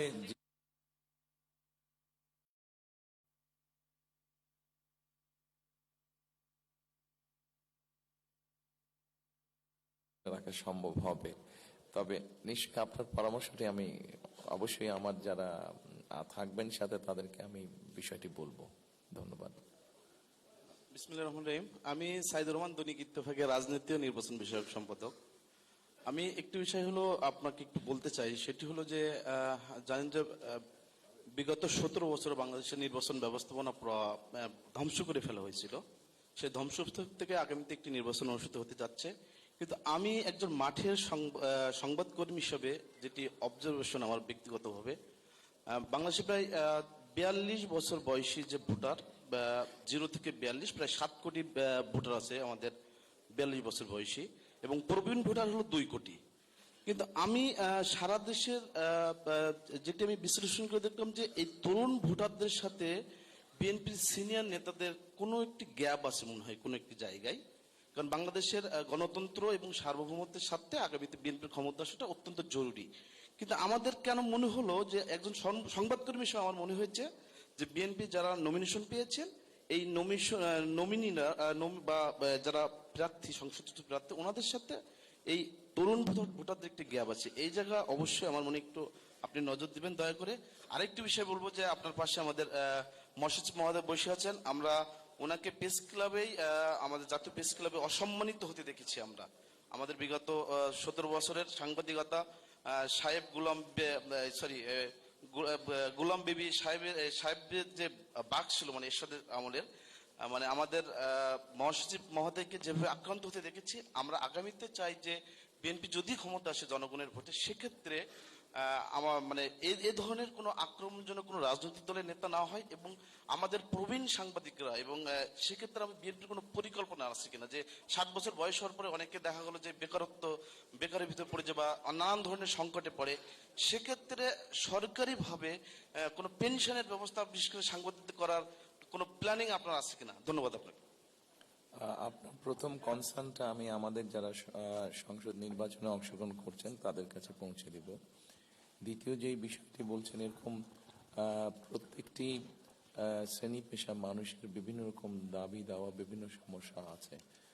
বাংলাদেশের বর্তমান বাস্তবতায় হয়তো আমাদের সকলকে একটু ধৈর্যশীল হতে হবে, কারণ আপনি নিজেই বললেন বা অনেকে বক্তব্যে বলেছেন বিগত 15-16 বছর ফ্যাসিস্ট আমলে যেভাবে দেশ থেকে দেশের সম্পদ পাচার হয়ে গিয়েছে, স্বাভাবিকভাবে আমরা যদি সকলে ধৈর্যশীল হই, রাদার আমরা যদি জন এফ কেনেডির ওই কথাটা বলি যে রাষ্ট্র আমাকে কি দিল তা না, আমি রাষ্ট্রকে কি দিতে পারি, সেক্ষেত্রে হয়তো আমরা ধীরে ধীরে হলেও একটা বেটার অবস্থান গড়ে তুলতে পারবো এবং তখন সকলকে আমরা একটা সুবিধাজনক অবস্থায় নিশ্চয়ই নিয়ে যেতে পারবো। Thank you. আমার মনে হয় যে উনি আপনারা সবাই বুঝতে পারছেন যে একজন সর্বশেষ একজন এরপরে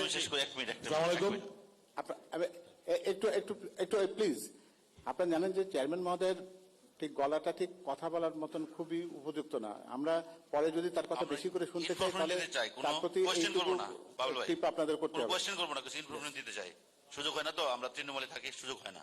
মাননীয় চেয়ারম্যান, আপনাকে অভিনন্দন পার্টির চেয়ারম্যান নির্বাচিত হওয়ার জন্য। আমি নাগরিক টেলিভিশনে কাজ করি। একটা অনুরোধ করব, দয়া করে মাননীয় শব্দটা বলবেন না। Thank you. Thank you. আমরা খুবই খুশি যে আপনি একটা নতুন জায়গা তৈরি করছেন। আমি নাগরিক টিভিতে কাজ করি আর বাংলাদেশ ফেডারেল সাংবাদিক ইউনিয়নের সাংগঠনিক সম্পাদক। একটু আগে যেটা বললেন আমাদের লাবলু ভাই, আমি সম্পূর্ণ দ্বিমত করছি তোমার সাথে। আমরা যারা বিগত 13-14 বছর চাকরি পেইনি, শুধুমাত্র ব্যাকগ্রাউন্ডে কোথাও কোনো না কোনোদিন ছাত্রদল করেছিলাম, আমরা কিন্তু অনেক বেকার ছিলাম। তো আমরা চাকরি যারা পাইনি, আমরা কিন্তু প্রতিদিন সকালবেলা উঠেই প্রেস ক্লাবে গিয়ে ইউনিয়নের সাথে একত্র হয়ে আমরা আন্দোলন সংগ্রাম করেছি। তো আমি প্রায় 16 বছর পরে নাগরিক টিভিতে জয়েন করেছি। তো এই বিষয়টাকে শুধু যদি ছোট করা হয়, আমি দ্বিমত পোষণ করলাম। আর আমার এখানের বাইরেও অনেক কর্মী আমাদের রয়ে গেছে। আমাদের 2200 মেম্বার ইউনিয়নের, ঢাকা সাংবাদিক ইউনিয়নের সারা বাংলাদেশে 5-6 হাজার ফেডারেল সাংবাদিক ইউনিয়নভুক্ত সদস্য রয়েছেন। আমি মনে করি তাদের সবার সুযোগ নাই, তাদেরকে ছোট করে দেখার সুযোগ দেয়। আমি বিশ্বাস করি যারা বেকার ছিলেন, যারা যোগ্য, তাদের ব্যাপারে আপনারা যথাযথ ব্যবস্থা নেবেন যাতে আগামীতে তাদের কর্মসংস্থানের ব্যবস্থা হয়। ধন্যবাদ আপনাকে। এই পর্বটি শেষ হলো। আমি না না আমার মনে হয় যে আমাদের একটা জায়গায় থামতে হবে, প্লিজ। আচ্ছা,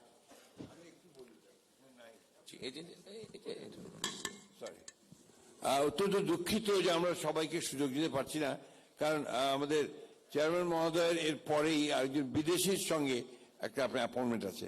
আমরা এটাই শেষ বক্তা হিসেবে নিতে চাচ্ছি। ধন্যবাদ। প্রথমেই আপনাকে অভিনন্দন, আপনি আমাদের বিএনপি চেয়ারম্যান নিযুক্ত হয়েছেন। আমি শাহনাজ বেগম পলি, আমি জাতীয় প্রেস ক্লাবের ম্যানেজিং কমিটির সদস্য। আমি দেশ রূপান্তরে কাজ করছি।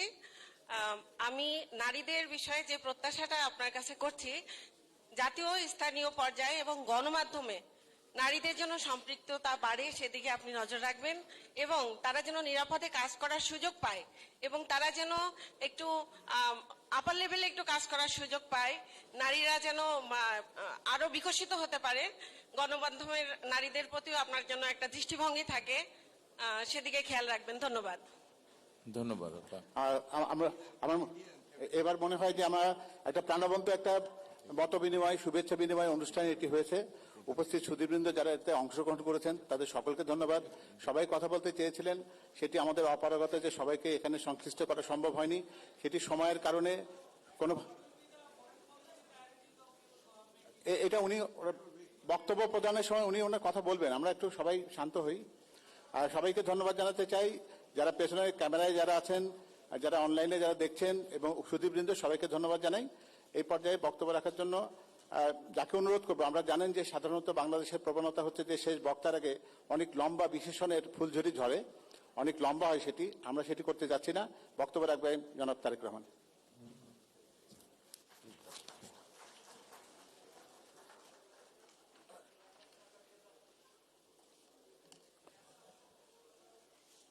বিসমিল্লাহির রহমানির রহিম। আজকের এই অনুষ্ঠানে সম্মানিত সকল উপস্থিতিবৃন্দ, আসসালামু আলাইকুম। প্রথমেই আমি আপনাদের সকলকে, সম্পাদকবৃন্দ, সাংবাদিকবৃন্দ, সংবাদপত্রের মালিকবৃন্দ সহ বীর সাংবাদিকবৃন্দ সহ যারা উপস্থিত আছেন, প্রথমেই আপনাদের সকলকে আন্তরিকভাবে আমি ধন্যবাদ জানাতে চাই। আমি দেশে আসার পরে খুব স্বল্পতম সময়ে এই অনুষ্ঠানটি আয়োজন করেছি এবং আপনারা যে কষ্ট করে এই অনুষ্ঠানে এসেছেন তার জন্য আমি আন্তরিকভাবে আমার এবং দলের পক্ষ থেকে আমি ধন্যবাদ জানাতে চাই। সম্মানিত উপস্থিতিবৃন্দ, যারা এখানে এই মঞ্চে এসে একটু আগে বক্তব্য রেখেছেন, তাদের সকল বক্তব্য থেকে খুব পরিষ্কারভাবে কয়েকটি জিনিস বোধহয় ফুটে উঠেছে, অর্থাৎ আগামী দিন, ফিউচার।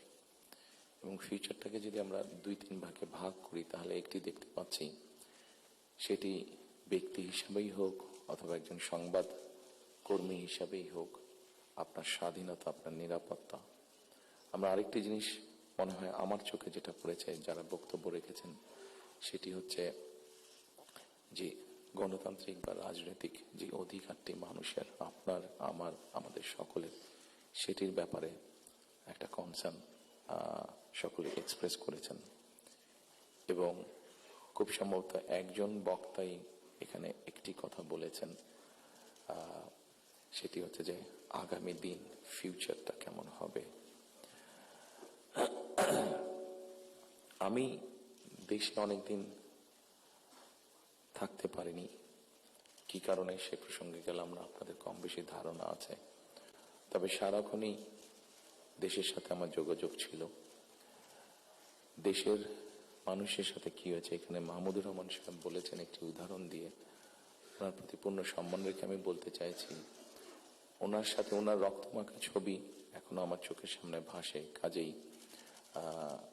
ওনার সাথে কি হয়েছে আমি যেমন জানি, রুহুল আমিন গাজী সাহেবের সাথে কি হয়েছে, যেভাবে উনি মৃত্যুবরণ করেছেন জেলের মধ্যে, সেটি আমি জানি। এবং সবচেয়ে বড় বিষয় হচ্ছে আমার 60 লক্ষ নেতাকর্মী, এবং তার থেকে আরেকটি হৃদয় বিদারক আমার জন্য হচ্ছে, সেটি হচ্ছে আমার মায়ের সাথে কি হয়েছে। কাজে এই ঘটনাগুলো যদি আমরা সকলে সবগুলোকে এক করি, তাহলে যারা দেশে ছিলেন আপনারা, তারা অবশ্যই আমার থেকে একটু বেটার ভালো জানবেন। তবে আমি একদম যে জানি না বোধহয় বিষয়টি তা নয়, আমার একটি ধারণা আছে। সম্মানিত উপস্থিতিবৃন্দ, যে কথাগুলো প্রায় সকলেই বলে গিয়েছেন, এই কথাগুলো যদি আমরা আলোচনা করাই যাবে অনেকক্ষণ ধরে। আপনারা আপনাদের মূল্যবান সময় ব্যয় করে এখানে এসেছেন। আমি এই কথাগুলোর মধ্যে থেকে একটু সরে এসে কিছু কথা বলতে চাই। আমাদের সমস্যা ছিল, আমাদের সমস্যা আছে। অবশ্যই আমরা 5ই আগস্টের আগে ফিরে যেতে চাই না। আমি আমার অবস্থান থেকে যদি চিন্তা করি, আমার এক পাশে 1981 সালের একটি জানাজা, একই সাথে আমার এক পাশে 2025 সালের 31 ডিসেম্বরের একটি জানাজা, আর আমার আরেক পাশে 2024 সালের 5ই আগস্টের একটি ঘটনা। কাজে আমার মনে হয় এটি শুধু বোধহয় আমার একার জন্য নয়, যারা আমার দলের নেতা কর্মী সদস্য এবং সামগ্রিকভাবে পুরো দেশের মানুষের সামনে বোধহয় এই দুটি উদাহরণ বোধহয় সবচাইতে বাদ বিবেচনা করার জন্য সবচাইতে ভালো উদাহরণ, যে আসলে 5ই আগস্টে ফিরে যাওয়ার কোনোই কারণ নেই আমাদের।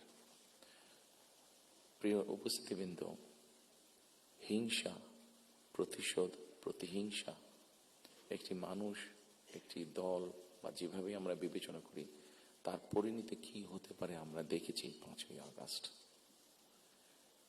এবং আমি সেজন্যই সকলকে অনুরোধ করব, দল মত নির্বিশেষে আমাদের মধ্যে মত পার্থক্য থাকবে, কিন্তু আমরা যদি চেষ্টা করি তাহলে সেই মত পার্থক্যের মধ্যে রেখে আলোচনার মাধ্যমে সেটি অনেক সমস্যার সমাধান হয়তো আমরা বের করে আনতে সক্ষম হব। কিন্তু কোনোভাবেই সেটি যাতে মতবিভেদের পর্যায়ে চলে না যায়। মতবিভেদ হলে বিভেদ হলে জাতিকে বিভক্ত করে ফেললে কি হতে পারে আমরা দেখেছি। আজকে সেই জন্য অনেকের মুখে অনেক হতাশার কথা আমরা শুনি, কিন্তু তারপরেও আশার কথা হচ্ছে যে তাদের কাছে ভবিষ্যতের চিন্তাও আছে, ভবিষ্যতের পরিকল্পনা আছে। এখানে একজন বক্তা বলেছেন, পানির কথা বলেছেন, ওনার সাথে আমার কিছুদিন আগে কথা ছিল, ওনার সামনে আমি আরো বিষয় তুলে ধরেছি। আমার দেশে ফিরে আসার পরে আমি যে কবার আমার বাইরে যাওয়ার একটু বেশি সুযোগ হয়েছে, আমি সাভারে গিয়েছিলাম, আরো কয়েকটি জায়গায় গিয়েছিলাম। আমার কাছে মনে হয়েছে নতুন প্রজন্ম একটি গাইডেন্স চাইছে, নতুন প্রজন্ম একটি আশা দেখতে চাইছে। শুধু নতুন প্রজন্ম না, আমার কাছে মনে হয়েছে প্রত্যেকটি প্রজন্মই মনে হয় কিছু একটি গাইডেন্স চাইছে। আমরা যারা রাজনীতিবিদ করি আমাদের কাছে হয়তো অনেক প্রত্যাশা, সকল প্রত্যাশা হয়তো বা পূরণ করা সম্ভব নয়, কিন্তু আমরা রাজনীতিবিদরা যদি 1971 সাল, 1990 সাল, 2004-এর 24 সালের 5ই আগস্ট এই সবগুলোকে আমাদের সামনে রেখে আমরা যদি দেশের স্বাধীনতা, দেশের সার্বভৌমত্বের জন্য কাজ করি, তাহলে নিশ্চয়ই আমার কাছে মনে হয় একজন রাজনৈতিক কর্মী হিসাবে আমি দৃঢ়ভাবে বিশ্বাস করি আমরা জাতিকে একটি সঠিক ডাইরেকশনে নিয়ে যেতে সক্ষম হব। আমি জানি না এটা কতটুকু রিলেটেড, একটি ছোট ঘটনা আপনাদের সামনে তুলে ধরতে চাই। আমাকে চিকিৎসার জন্য এই দেশ থেকে 2008 সালে চলে যেতে হয়েছিল যুক্তরাজ্যে। 2008 সালে যাওয়ার পরে 2010 সালে সেখানে প্রথম একটি নির্বাচন আমি দেখেছিলাম। তো যেহেতু সেটি নির্বাচন ছিল, স্বাভাবিকভাবে রাজনৈতিক কর্মী হিসাবে আমার একটি ইন্টারেস্ট ছিল। টিভির সামনে বসে আমি ডিবেট দেখছিলাম। সেখানে দুজন নেতার মধ্যে, দুটি মেইন দলের নেতার মধ্যে, লেবার এবং কনজারভেটিভ, অনেকদিন ধরে লেবার ছিল, 2010 সালে নির্বাচনে কনজারভেটিভ আসে। তো দুই দলের দুই নেতার মধ্যে একটি আলোচনা হচ্ছিল। খুব দুঃখজনক হলো, বাংলাদেশ বাদই দিলাম, শুধু ঢাকা শহরের মধ্যেই কোনো অ্যাম্বুলেন্স সার্ভিস নেই। গত 54-55 বছরে আমরা মানুষের চিকিৎসা সেবার জন্য অ্যাম্বুলেন্স সার্ভিস গড়ে তুলতে সক্ষম হইনি। এটি খুবই দুঃখজনক ব্যাপার। তো এই অ্যাম্বুলেন্স সার্ভিস নিয়ে দুই নেতার মধ্যে তখন কথা হচ্ছিল। খুব সম্ভবত তখন যতটুকু আমার মনে আছে, তখন এমার্জেন্সির জন্য অ্যাম্বুলেন্স সার্ভিস কল করলে 20 মিনিটের মতন সময় লাগতো আসতে অ্যাম্বুলেন্সের। একজন বলছে 20 মিনিট লাগে, এটাকে আমরা 19 মিনিট করবো। আরেকজন বলছিল যুক্তি তর্ক দিয়ে যে 20 মিনিট লাগে, এটাকে আমরা 15 মিনিটে নিয়ে আসবো। অর্থাৎ একজন 1 মিনিট কমাচ্ছে, একজন 5 মিনিট কমাচ্ছে। এই কাজটি তারা তাদের জনগণের জন্যই করতে চাইছে। আমার মনে হয় এখানে যেটা একটু আগে মাহফুজ আলম সাহেব যে পানির কথাটি বললেন, খুব সঠিকভাবে বলেছেন। ঠিক এখন যেভাবে চলছে এইভাবে যদি চলে, আমার যতটুকু ধারণা আগামী 10 থেকে 15 বছর, হার্ডলি 20 বছর পরে ঢাকা শহরে কোনো জায়গায় থেকে পানি আমরা পাবো না। আমাদের বুড়িগঙ্গা নদী সম্পূর্ণ রকম পলিউটেড, 100% পলিউটেড। শীতলক্ষা নদী 50%-এর মতন পলিউটেড। এখন মেঘনা নদী থেকে পানি আনার চেষ্টা করা হচ্ছে, আসছে বোধহয় একটা প্রজেক্ট কাজ হচ্ছে, কিন্তু এটার পানি আগামী 10 থেকে 15 বছরের মধ্যে পলিউটেড হয়ে যাবে। ঢাকা শহরে যে 3.5 কোটি মানুষের মতন মানুষ বাস করছে, এদের কেউ পানি পাবে না। পানির অপর নাম জীবন। সারা দেশে যদি এই সমস্যা শুরু হয়, তাহলে বিষয়টি কত ভয়াবহ হতে পারে। আমার মনে হয় এইরকম বিষয়গুলি নিয়ে বোধহয় এখন আলোচনা হওয়া উচিত, সেটি সংসদে হোক, সেটি বিভিন্ন সেমিনারে হোক। কারণ তা না হলে একটি ভয়াবহ ভবিষ্যৎ আমাদের সামনে অপেক্ষা করছে হয়তোবা, which is very unwanted. সম্মানিত উপস্থিতিবৃন্দ, একই সাথে আমরা যদি একটু খেয়াল করে দেখি, আমাদের 20 কোটির মতন মানুষ এই দেশে, এবং এই দেশে 20 কোটি মানুষের মধ্যে একটি বড় অংশ হচ্ছে তরুণ সমাজের সদস্য। এই তরুণ সমাজের সদস্যদেরকে বিভিন্নভাবে আমাদেরকে উপায় বের করতে হবে কিভাবে তাদের কর্মসংস্থানের ব্যবস্থা হয়, সেটি দেশের ভিতরে হোক, সেটি দেশের বাইরে হোক। আমরা যদি এটি সক্ষম না হই এই কাজটি করতে, তাহলে আমরা 5ই আগস্ট বলি, 90-এর আন্দোলন বলি, 1971 সালের স্বাধীনতা যুদ্ধ বলি, আমাদের মনে হয় খুব সম্ভবত প্রত্যেকটি প্রত্যাশা ধ্বংস হয়ে যাবে। এখানে একজন সংবাদকর্মী, নারী সংবাদকর্মী, নারীর নিরাপত্তা বা নিরাপত্তা নিয়ে কথা বলেছেন উনি। আমরা মনে করি নিরাপত্তা শুধু নারীর না, নারী পুরুষ উভয়ের ক্ষেত্রে হওয়া উচিত। ছোট যদি একটি এক্সাম্পল দিই, খুব সম্ভবত বাংলাদেশে বছরে 7,000-এর মতন মানুষ, খুব সম্ভব গত বছর 7,000-এর মতন মানুষ রোড অ্যাক্সিডেন্টে মারা গিয়েছে। আমার কাছে বিষয়টি খুব অস্বাভাবিক লাগে। আমার ধারণা আপনারা যদি একটু চিন্তা করেন, আপনাদের প্রত্যেকের কাছে বিষয়টি অস্বাভাবিক লাগবে, কিন্তু ঘটনাটি ঘটছে, কোনো বছর বেশি, কোনো বছর কম। এই অস্বাভাবিক ঘটনাটি কেন ঘটবে? একজন মানুষ রোড অ্যাক্সিডেন্টে অধিকাংশ ক্ষেত্রে যারা মারা যাচ্ছে, আমরা যদি তাদের সামাজিক স্ট্যাটাসটা দেখি, খুব যে অবস্থাপন্ন লোক, যারা আর্থিকভাবে সচ্ছল, তারা যে মারা যাচ্ছেন তা না, কিন্তু যেই মানুষগুলো মারা যাচ্ছে সেই মানুষরা হয়তো তাদের ফ্যামিলির অনলি আর্নিং সোর্স।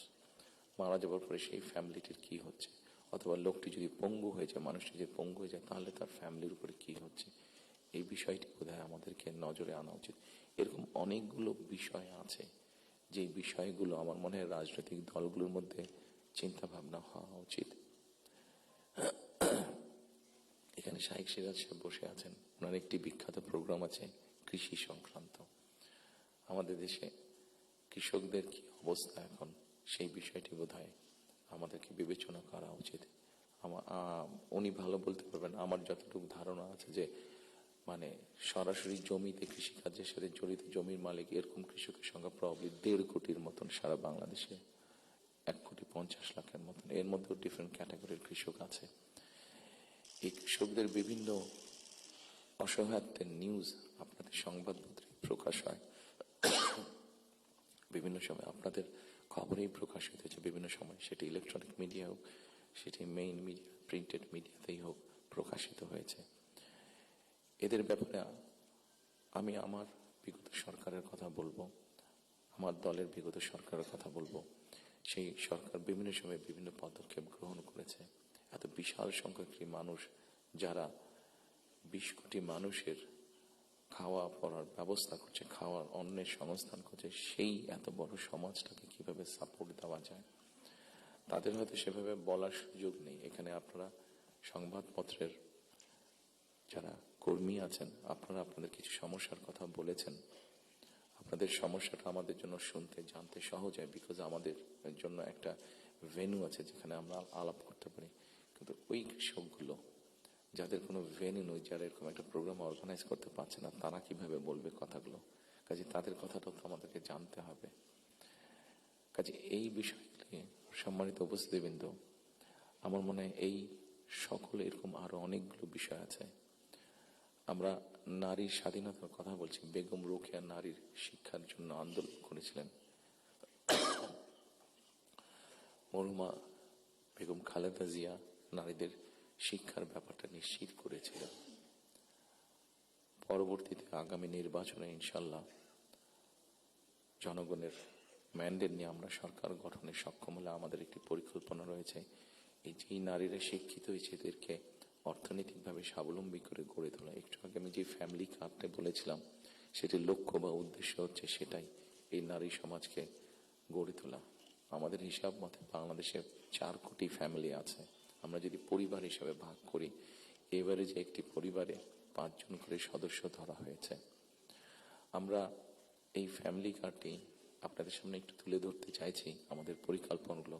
কারণ এখানে একজন সাংবাদিক উল্লেখ করেছেন যে 25 তারিখে যখন আমি এসেছি, আমি একটি কথা বলেছিলাম মার্টিন লুথার কিং এর মতন, আই হ্যাভ এ ড্রিম, যেমন বলেছিল 62 বছর আগে মার্টিন লুথার কিং। আমি বলেছিলাম আই হ্যাভ এ প্ল্যান। সেই প্ল্যানের মধ্যে একটি অংশ হচ্ছে বাংলাদেশের যে হাফ পপুলেশন নারী, তাদেরকে ঘিরে, এবং সেটি হচ্ছে ফ্যামিলি কার্ড। ফ্যামিলি কার্ডের মাধ্যমে ইটস নট যে একটা ফ্যামিলি কার্ড যে নারী পাবে সেটি সে সারা জীবন পাবে। একজন গৃহিণী বা একজন হাউস ওয়াইফ যে পাবেন কার্ডটা সারা জীবনের জন্য না, আমরা 5 থেকে 7 বছর দেব। এই 5 থেকে 7 বছর তাকে আমরা একটা সাপোর্ট দেওয়ার চেষ্টা করব। সেটা টাকার হিসাবে হতে পারে, অথবা এসেনশিয়াল ফুড আইটেমের হিসাবে হতে পারে।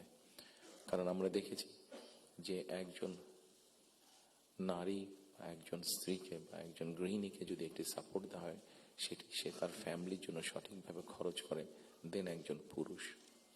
এবং আমরা রিসার্চে দেখেছি যে যদি 5 থেকে 7 বছর দেওয়া যায় তাহলে সে যেই অর্থটা তার হাতে জমা হয় সে মূলত 3টি কাজে খরচ করে।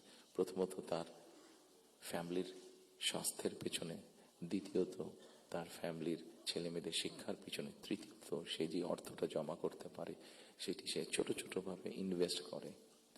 খুব স্বাভাবিকভাবে এইভাবে যখন সে ইনভেস্ট করা ধরবে, স্বাভাবিকভাবে তার গ্রামের লোকাল ইকোনমিটা স্ট্রেংথেন হবে, তার উপজেলার ইকোনমিটা স্ট্রেংথেন হবে, তার জেলার ইকোনমিটা স্ট্রেংথেন হবে, তার পরিবারটা শিক্ষিত এবং তার পরিবারটা যদি হেলদি হয়, এইভাবে পুরো গ্রামটা হবে, এভাবে পুরো উপজেলাটা হবে, এইভাবে পুরো জেলাটা, বিভাগ, একসময় গিয়ে দেশটা হবে। 4 কোটি ফ্যামিলির মধ্যে আপনারা বলতে পারেন একবারে কি দেওয়া সম্ভব কিনা? না, 4 কোটি ফ্যামিলির মধ্যে একবারে দেওয়া সম্ভব না। গ্র্যাজুয়ালি আমরা যাব, যারা প্রান্তিক, যারা যাদের যাদের নিডফুল, আন্ডার প্রিভিলেজ, তাদেরকে দিয়ে আমরা শুরু করব। এই কার্ডটি আমরা, আপনারা জিজ্ঞেস করতে পারেন হয়তো কার্ডটি কাদেরকে দেবেন। আমরা কার্ডটি জেনারেল রেখেছি, ইউনিভার্সাল রেখেছি, কারণ আমরা অতীতে দেখি যে বিভিন্ন সময় বিভিন্ন সোশ্যাল সেফটি নেটওয়ার্কের আওতায় যাদেরকে নিয়ে আসা বিভিন্ন ক্যাটাগরি করা হয় এবং সেখানে কারাপশন দেখা দেয়। সেই জন্য আমরা এটি জেনারেল রেখেছি। এটি একজন গ্রামের কৃষকের স্ত্রী যেমন পাবে, ইমাম সাহেবের স্ত্রী যেমন পাবে, প্রাইমারি স্কুলের শিক্ষকের স্ত্রী যেমন পাবেন, ঠিক একইভাবে ডিসি সাহেবের স্ত্রীও পাবেন, এসপি সাহেবের স্ত্রীও পাবেন। তবে আমরা দৃঢ়ভাবে বিশ্বাস করি ডিসি সাহেবের স্ত্রী বা এসপি সাহেবের স্ত্রী নিশ্চয়ই ওনারা নেবেন না, কারণ ওনাদের ওইটি প্রয়োজন হবে না। কারাপশনটাকে যাতে মানে একটা স্প্রেড না করে, কারাপশনটা যাতে স্বাভাবিক একটা পর্যায়ে থাকে, কিছু তো অ্যানোমালিজ হতে পারে, সেটি আমরা গ্র্যাজুয়ালি ঠিক করব। ঠিক এভাবে কৃষকদেরকে হেল্প করার জন্য আমরা কৃষি কার্ড করেছি। একটি বড় সমস্যা হচ্ছে হেলথ ইস্যু। বাংলাদেশে 20 কোটি মানুষ। আমরা স্লোগান দিয়ে হয়তো বলতে পারি যে সকলের জন্য স্বাস্থ্যের ব্যবস্থা করব, আমরা সকলকে স্বাস্থ্য সুবিধা আমরা দিব। এখানে আপনারা অনেকেই আছেন যারা আপনারা ইউকেতে গিয়েছেন, যেহেতু আমি ইউকেতে অনেকদিন ছিলাম, স্বাভাবিকভাবে আমি তাদের বিষয়টি আমার নজরে বেশি পড়েছে। তাদের ওখানে বৈধভাবে যে কোনো মানুষ থাকে তাকে তারা পূর্ণ হেলথ সার্ভিস দেয়, সেটা যে কোনো ধরনের, সেটা বাইপাস হোক, কার্ডিয়াক হোক, ক্যান্সার হোক, সব রকম চিকিৎসা তারা দেয়। এখন আমরা কিন্তু এখন দেখা যাচ্ছে যে এই কাজটা করতে গিয়ে ইউকের মতন দেশগুলো, ইউরোপের যে ডেভেলপ দেশগুলো আছে তারাও হিমশিম খাচ্ছে। তারা এখন যেটা চাচ্ছে সেটা হচ্ছে প্রিভেনশন। তারা হিসাব নিকাশ করেছে যে একজন মানুষ অসুস্থ হলে তাকে যদি হাসপাতালে নিয়ে আসা হয়, তাকে যদি ওষুধ দেওয়া হয়, ডাক্তার, নার্স, হসপিটালে বেড, সবকিছু, তাতে খরচ অনেক বেশি হয়। কিন্তু যদি প্রিভেনশন করা হয়, মানুষকে যদি সচেতন করা হয় যে এই খাবারগুলো খেও না, তাহলে তুমি কিডনি প্রবলেম হবে না, এই খাবারগুলো খেও না তাহলে তোমার হার্ট প্রবলেম হবে না, এই খাবারগুলো খেও না তাহলে তোমার ডায়াবেটিক হবে না। মানুষকে যদি এভাবে সচেতন করা যায় তাহলে দেখা গেছে তাতে রাষ্ট্রের খরচ অনেক কমে আসে, মানুষের সুস্থ থাকে। এবং এটার উপর বেস করে, যেহেতু ইউরোপে এই কাজটা চলছে, এটার উপরে বেস করে আমরা হেলথ কেয়ারার অ্যাপয়েন্ট করতে চাই।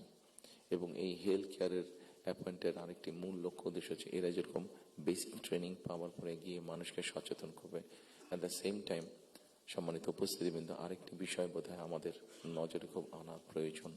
একটি বিষয়, খুব ভয়াবহ পরিস্থিতি, মাহফুজ আলম সাহেব যেরকম পানির কথা বলেছেন, সেরকম আরেকটি ভয়াবহ পরিস্থিতি হচ্ছে যে আমাদের জনসংখ্যা যেভাবে বাড়ছে, আমরা যদি সৌদি আরব বা কুয়েতের সবগুলো তেল খনিও এখানে নিয়ে আসি, তাহলে হয়তো আমরা এই এত রিসোর্স দিয়ে আমরা এত মানুষকে সমস্যার সমাধান করতে পারবো না। সেই জন্য আমাদেরকে অবশ্যই পপুলেশন কন্ট্রোলে যেতে হবে, আমাদের দেশের জনসংখ্যাকে সীমাবদ্ধতার মধ্যে আনতে হবে। এবং সেই জন্য এই হেলথ কেয়ার যে নিয়োগ হবে, এই হেলথ কেয়ারের শতকরা 80 থেকে 85% আমরা 1 লক্ষের মতন আমাদের টার্গেট নিয়োগ করা। এই হেলথ কেয়ারের 80 থেকে 85% আমরা নারী কর্মীকে নিয়োগ করতে চাই, যাতে নারী কর্মীরা গিয়ে ঘরে ঘরে বোঝাতে সক্ষম হন যে কি জন্য প্রয়োজন হাইজিন মেনটেন করা এবং পরিবারকে সুস্থ রাখা, এট দ্য সেম টাইম পরিবারকে একটি রিজনেবল সাইজের মধ্যে রাখা, পরিবারের সদস্য সংখ্যা। ঠিক একইভাবে কৃষকের কথা আপনাদের সামনে বলেছি, যেই বিষয়টি আমি আপনাদের সামনে একটু আগে উল্লেখ করেছিলাম সম্মানিত উপস্থিতিবৃন্দ, সেটি হচ্ছে যে বিরাট এক তরুণ সমাজের সদস্য আমাদের আছেন। এই তরুণ সমাজের সদস্যদেরকে, সেটি গ্রামে হোক সেটি শহরে হোক, বিভিন্ন জনের বিভিন্ন কোয়ালিফিকেশন বা শিক্ষা ব্যাকগ্রাউন্ড আছে, সেটার উপরে বেস করে আমরা ভোকেশনাল টেকনোলজিক্যাল ইনস্টিটিউশনকে আমরা মডার্নাইজ করতে চাই। আমাদের ভোকেশনাল এবং টেকনোলজিক্যাল ইনস্টিটিউশন যেগুলো আছে সেগুলোর মধ্যে প্রায় 200-250 মতন সাবজেক্ট আছে যেগুলোর এত প্রয়োজন নেই আমাদের। আমরা এর মধ্যে কিছু কাজ করেছি, প্রাইমারি কাজ করেছি, যে নর্মালি যেসব দেশে আমাদের মানুষ যেতে পারবে বা পারে, যেমন তার একটা বড় অংশ হচ্ছে মিডল ইস্ট, সেখানে কি কি কাজের স্কোপ আছে আগামী 5 থেকে 10 বছর। একটি বড় মার্কেট হচ্ছে মানুষ যাবার জন্য, দেশ থেকে স্কিল শ্রমিক যাওয়ার মতন একটি বড় মার্কেট আস্তে আস্তে তৈরি হচ্ছে জাপানে, আস্তে আস্তে তৈরি হচ্ছে ইউরোপে, ইভেন চায়নাতেও তৈরি হচ্ছে। আমরা মোটামুটিভাবে একটি অ্যানালাইসিস করে দেখেছি কি কি ধরনের মানুষ এখানে যেতে পারে, সেটার উপরে বেস করে আমরা আমাদের ভোকেশনাল ইনস্টিটিউটগুলোকে আমরা সেইভাবে মডার্নাইজ করতে চাইছি।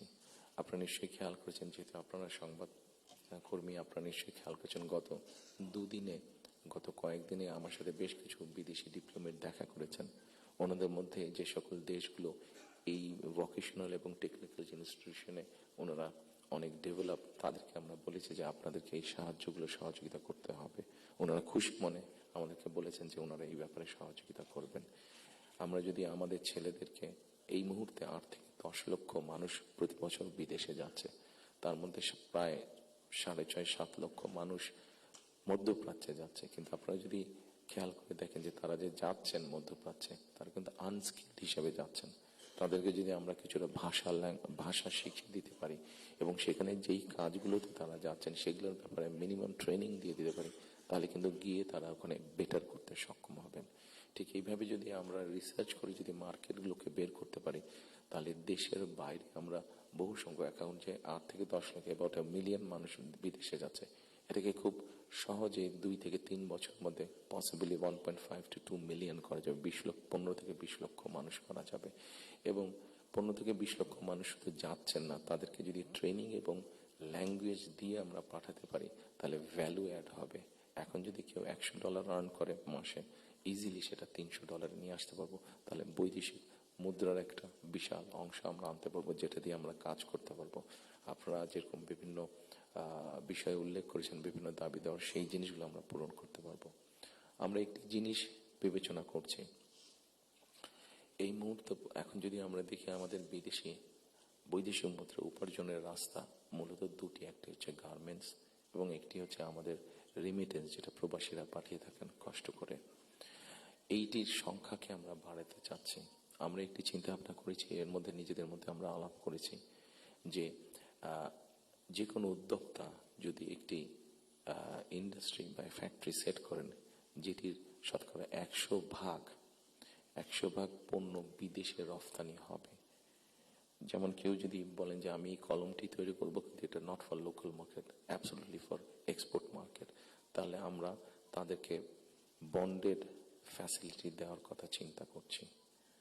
আমরা যদি বন্ডেড ফ্যাসিলিটিটা তাদেরকে দিতে পারি, আমাদের হিসাব বলে, আমাদের রিসার্চ বলে, তাতে এক্সপোর্টের সংখ্যা যেরকম বৃদ্ধি পাবে, তাতে উদ্যোক্তারাও খুশি হবে এবং উদ্যোক্তারা যখন এখানে কোনো মিল কারখানা তৈরি করবেন, সেক্ষেত্রে আমরা আমাদের বহু বেকারের কর্মসংস্থান তৈরি করতে পারবো। কাজেই সম্মানিত উপস্থিতির মধ্যে আমি যদি এইভাবে আপনাদের সাথে আলোচনা করি, অনেক সময় লাগবে, সময় কম, আপনার প্রত্যেকে ব্যস্ত মানুষ, প্রত্যেকে আপনাদের সময়ের মূল্য আছে। আমি আমার কিছু চিন্তা ভাবনাগুলো আপনাদের সামনে শেয়ার করলাম। আপনাদের এখানে কয়েকটি কথা খুব সম্ভবত উঠে এসেছে, যতটুকু আমার মনে পড়ছে। এখানে নয়া দিগন্ত সম্পাদক সাহেব একটু আগে বলেছেন যে আমার প্ল্যানটা পরিষ্কার না। আমার মনে হয় পরিষ্কার না হলেও কিছুটা হয়তো আমি পরিষ্কার করতে সক্ষম হয়েছি। আরো কিছু প্ল্যান আছে আমাদের, যেমন কর্মসংস্থানের ক্ষেত্রে আরেকটি প্ল্যানের কথা আপনাদেরকে উল্লেখ করি। যেমন আইটি সেক্টরে আমাদের অনেক ইয়াং ছেলে মেয়ে আছে যারা আইটি সেক্টরে কাজ করছেন।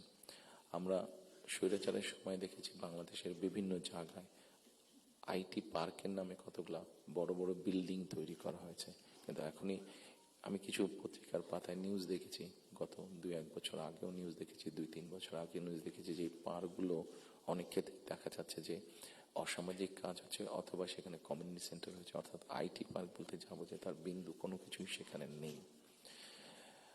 প্রিয় সম্মানিত উপস্থিতিবৃন্দ, আমরা এই আইটি পার্কগুলোকে একটু ডিফারেন্ট ভাবে নিয়ে আসতে চাইছি। আমাদের বিভিন্ন জায়গায় যে আইটি পার্কগুলো আছে, এই আইটি পার্কগুলোকে আমরা ওই এলাকায় যদি আমরা বের করতে পারি, আমাদের তরুণ সমাজের কারা কারা আইটিতে কাজ করছেন, অনেকেই কাজ করছেন, কেউ কাজ করছেন ডাটা প্রসেসিংয়ে, কেউ কাজ করছেন হয়তো কোনো রকম ডিজাইনিংয়ে, কেউ কাজ করছেন হয়তো অনলাইন শপিংয়ের, শপিং মানে অনলাইন ট্রেড করছেন অনেকে। আমাদের একটা চিন্তা ভাবনা আছে যে এই মানুষগুলোকে একত্রিত করে আমরা ওই আইটি পার্কগুলোকে ফ্রি ওয়াইফাই দেবো এবং তাদেরকে ছোট ছোট স্পেস করে তাদেরকে অফিস করে দেবো। এখন হয়তো তারা হলে যারা থাকছেন, যদি স্টুডেন্ট হয়ে থাকেন হলে বিছানার উপরে কাজ করছে, তাহলে মেসে থাকলে মেসের ওই ছোট্ট কোনায় কাজ করছে, অথবা বাসায় থাকলে হয়তো বিছানার উপরে বসে কাজ করছে, অথবা ছোট্ট একটা টেবিল চেয়ার নিয়ে কাজ করছে। কিন্তু আমরা যদি তাদেরকে একটা স্পেস করে দিতে পারি, তাহলে কিন্তু তারা তাদের বিজনেসটা অনেক ফ্লরিশ করতে বলবে এবং স্বাভাবিকভাবে তার বিজনেস যখন ফ্লরিশ হবে, সে তখন আরো হয়তো তার মতন আরো কয়েকজনকে একসাথে নিয়ে আরো একটু বড় কোম্পানি করবে। অর্থাৎ এই সবগুলো সম্ভাবনার কথা বলছে এবং এই সম্ভাবনার কথাগুলো অবাস্তব নাই। আমরা চেষ্টা করলে এই সম্ভাবনাগুলো আমরা বাস্তব রূপ দিতে পারবো। ঠিক একইভাবে আজকাল ফেসবুকে গেলে অথবা টিকটকে গেলে আমরা দেখি আমাদের তরুণ সমাজের সদস্যরা অনেকে অনেক প্রতিভাবান, বিভিন্ন রকম কন্টেন্ট তারা মেক করছেন। এই কন্টেন্ট মেক করতে গেলে সরকারের কিছু পলিসি আছে, যে পলিসিগুলো ঠিক করতে পারলে তাদের জন্য বেটার হবে, তাদের ইনকামটা বেড়ে যাবে।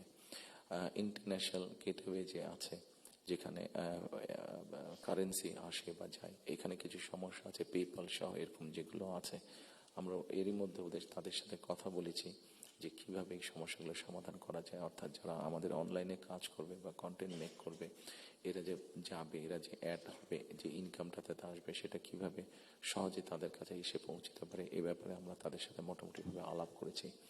ইনশাল্লাহ আমরা গভর্নমেন্ট ফর্ম করতে পারলে এই ব্যাপারটা আমরা দ্রুততার সাথে করতে তখন সক্ষম হব, এই সমস্যাটার সমাধান করতে।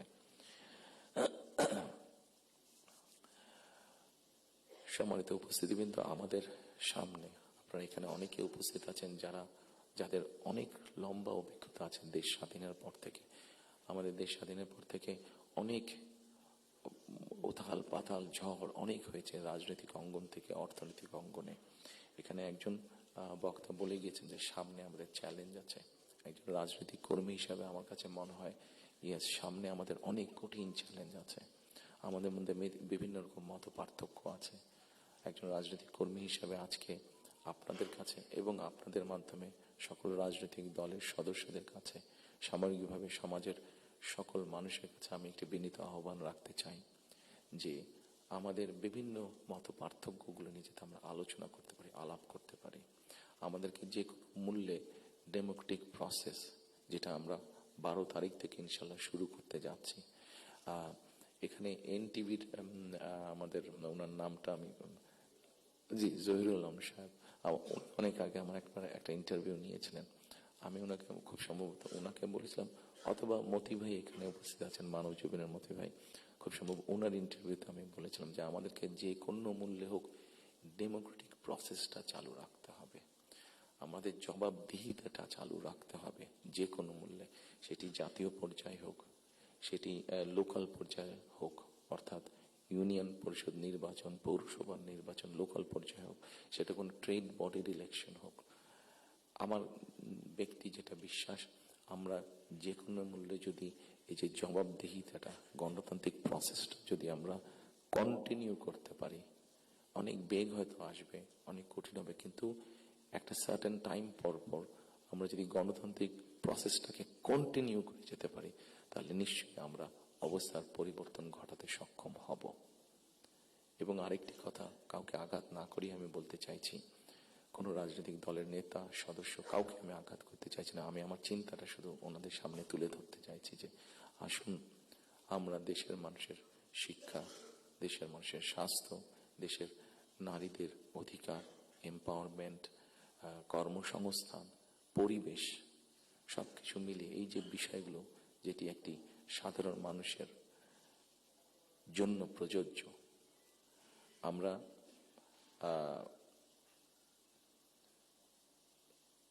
অনেক দিন ধরে আমরা শব্দটা কি আমাদের রিফর্ম, শব্দটা মনে করতে পারি, সংস্কার, রিফর্ম, যে বিষয়গুলি নিয়ে আমরা আলোচনা করেছি, আপনারা যদি একটু খেয়াল করে দেখেন, এই রিফর্মের আমার কাছে মনে হয়েছে যে তিনটি পার্ট আছে, একটি হচ্ছে সাংবিধানিক পার্ট, একটি হচ্ছে আইনগত পার্ট, এবং আরেকটি হচ্ছে মানুষের প্রতিদিনের জীবনযাত্রা, নিরাপত্তা, তাদের সিকিউরিটি সবকিছু নিয়ে একটি পার্ট আছে। আমরা সাংবিধানিক বিষয় নিয়ে আলোচনা করেছি, আইনগত বিষয় নিয়ে আলোচনা করেছি। আমার মনে হয় মানুষের প্রতিদিনকার প্রত্যেকটি মানুষ, সকল সমাজের প্রত্যেকটি শ্রেণী পেশার মানুষ, তাদের প্রতিদিনকার যে চাওয়া পাওয়াগুলা, প্রয়োজনগুলো, সেটা নিয়ে বোধহয় আমরা আলাপ আলোচনা একটু কম করেছি। আমার কাছে মনে হয় সেই বিষয়গুলি নিয়ে বোধহয় আলোচনা করা উচিত। সেই বিষয়গুলি নিয়ে বোধহয় প্রত্যেকটি রাজনৈতিক দলের আলোচনা করা উচিত। আমরা শুধু রাজনৈতিক বিষয় নিয়ে সেমিনার করছি, সিম্পোজিয়াম করছি, আলোচনা করছি, তর্ক বিতর্ক করছি। অবশ্যই ওগুলো প্রয়োজন আছে, কিন্তু অ্যাট দ্য সেম টাইম আমরা যদি মানুষের প্রতিদিনকার তার চিকিৎসা ব্যবস্থা কি হবে, তার কর্মসংস্থান কি হবে, তার পরিবারের সন্তানদের শিক্ষা ব্যবস্থা কি হবে, তার রাস্তায় বের হলে নিরাপদে সে ফিরে আসতে পারবে কিনা, এইরকম বিষয় যেগুলো আছে, এই বিষয়গুলো নিয়েও বোধহয় আমাদের আলোচনা আরো একটু বেশি হওয়া উচিত। এই বিষয়গুলো নিয়ে বোধহয় আমাদের প্ল্যান প্রোগ্রাম আরো একটু বেশি হওয়া উচিত। এই পলিসিগুলো নিয়ে বোধহয় আমাদের চিন্তা ভাবনা আরো একটু বেশি হওয়া উচিত। সম্মানিত উপস্থিতিবৃন্দ, সামনে নির্বাচন। আমি একটি রাজনৈতিক দলের সদস্য। স্বাভাবিকভাবেই আমরা 22 তারিখ থেকে আমাদের সকল রকম পরিকল্পনা নিয়ে জনগণের সামনে যাব। আপনারা যারা আজকে কষ্ট করে আমাদের আমন্ত্রণে এখানে এসেছেন, আবারও আপনাদেরকে আমি আমার এবং আমার দলের পক্ষ থেকে আন্তরিক ধন্যবাদ জানাতে চাই। একই সাথে আমরা ইনশাল্লাহ দেশের মানুষের সমর্থন নিয়ে সরকার গঠনে সক্ষম হলে যাতে আপনাদের কাছ থেকে এমন ধরনের আলোচনা সমালোচনা আমরা পাই যেটা আমাদেরকে সাহায্য করবে দেশকে সামনে এগিয়ে নিয়ে যেতে। শুধু সমালোচনা করার জন্য নয়, আপনাদের কাছ থেকে এমন সমালোচনা আমরা পাই যাতে আমরা দেশের মানুষের যে সমস্যাগুলো আছে সেই সমস্যাগুলো যাতে আমরা সমাধান করতে সক্ষম হই, আমরা সরকার গঠনে সক্ষম হলে, সেই প্রত্যাশা রেখে আবার আপনাদেরকে ধন্যবাদ জানিয়ে আমার বক্তব্য শেষ করছি। আসসালামু আলাইকুম।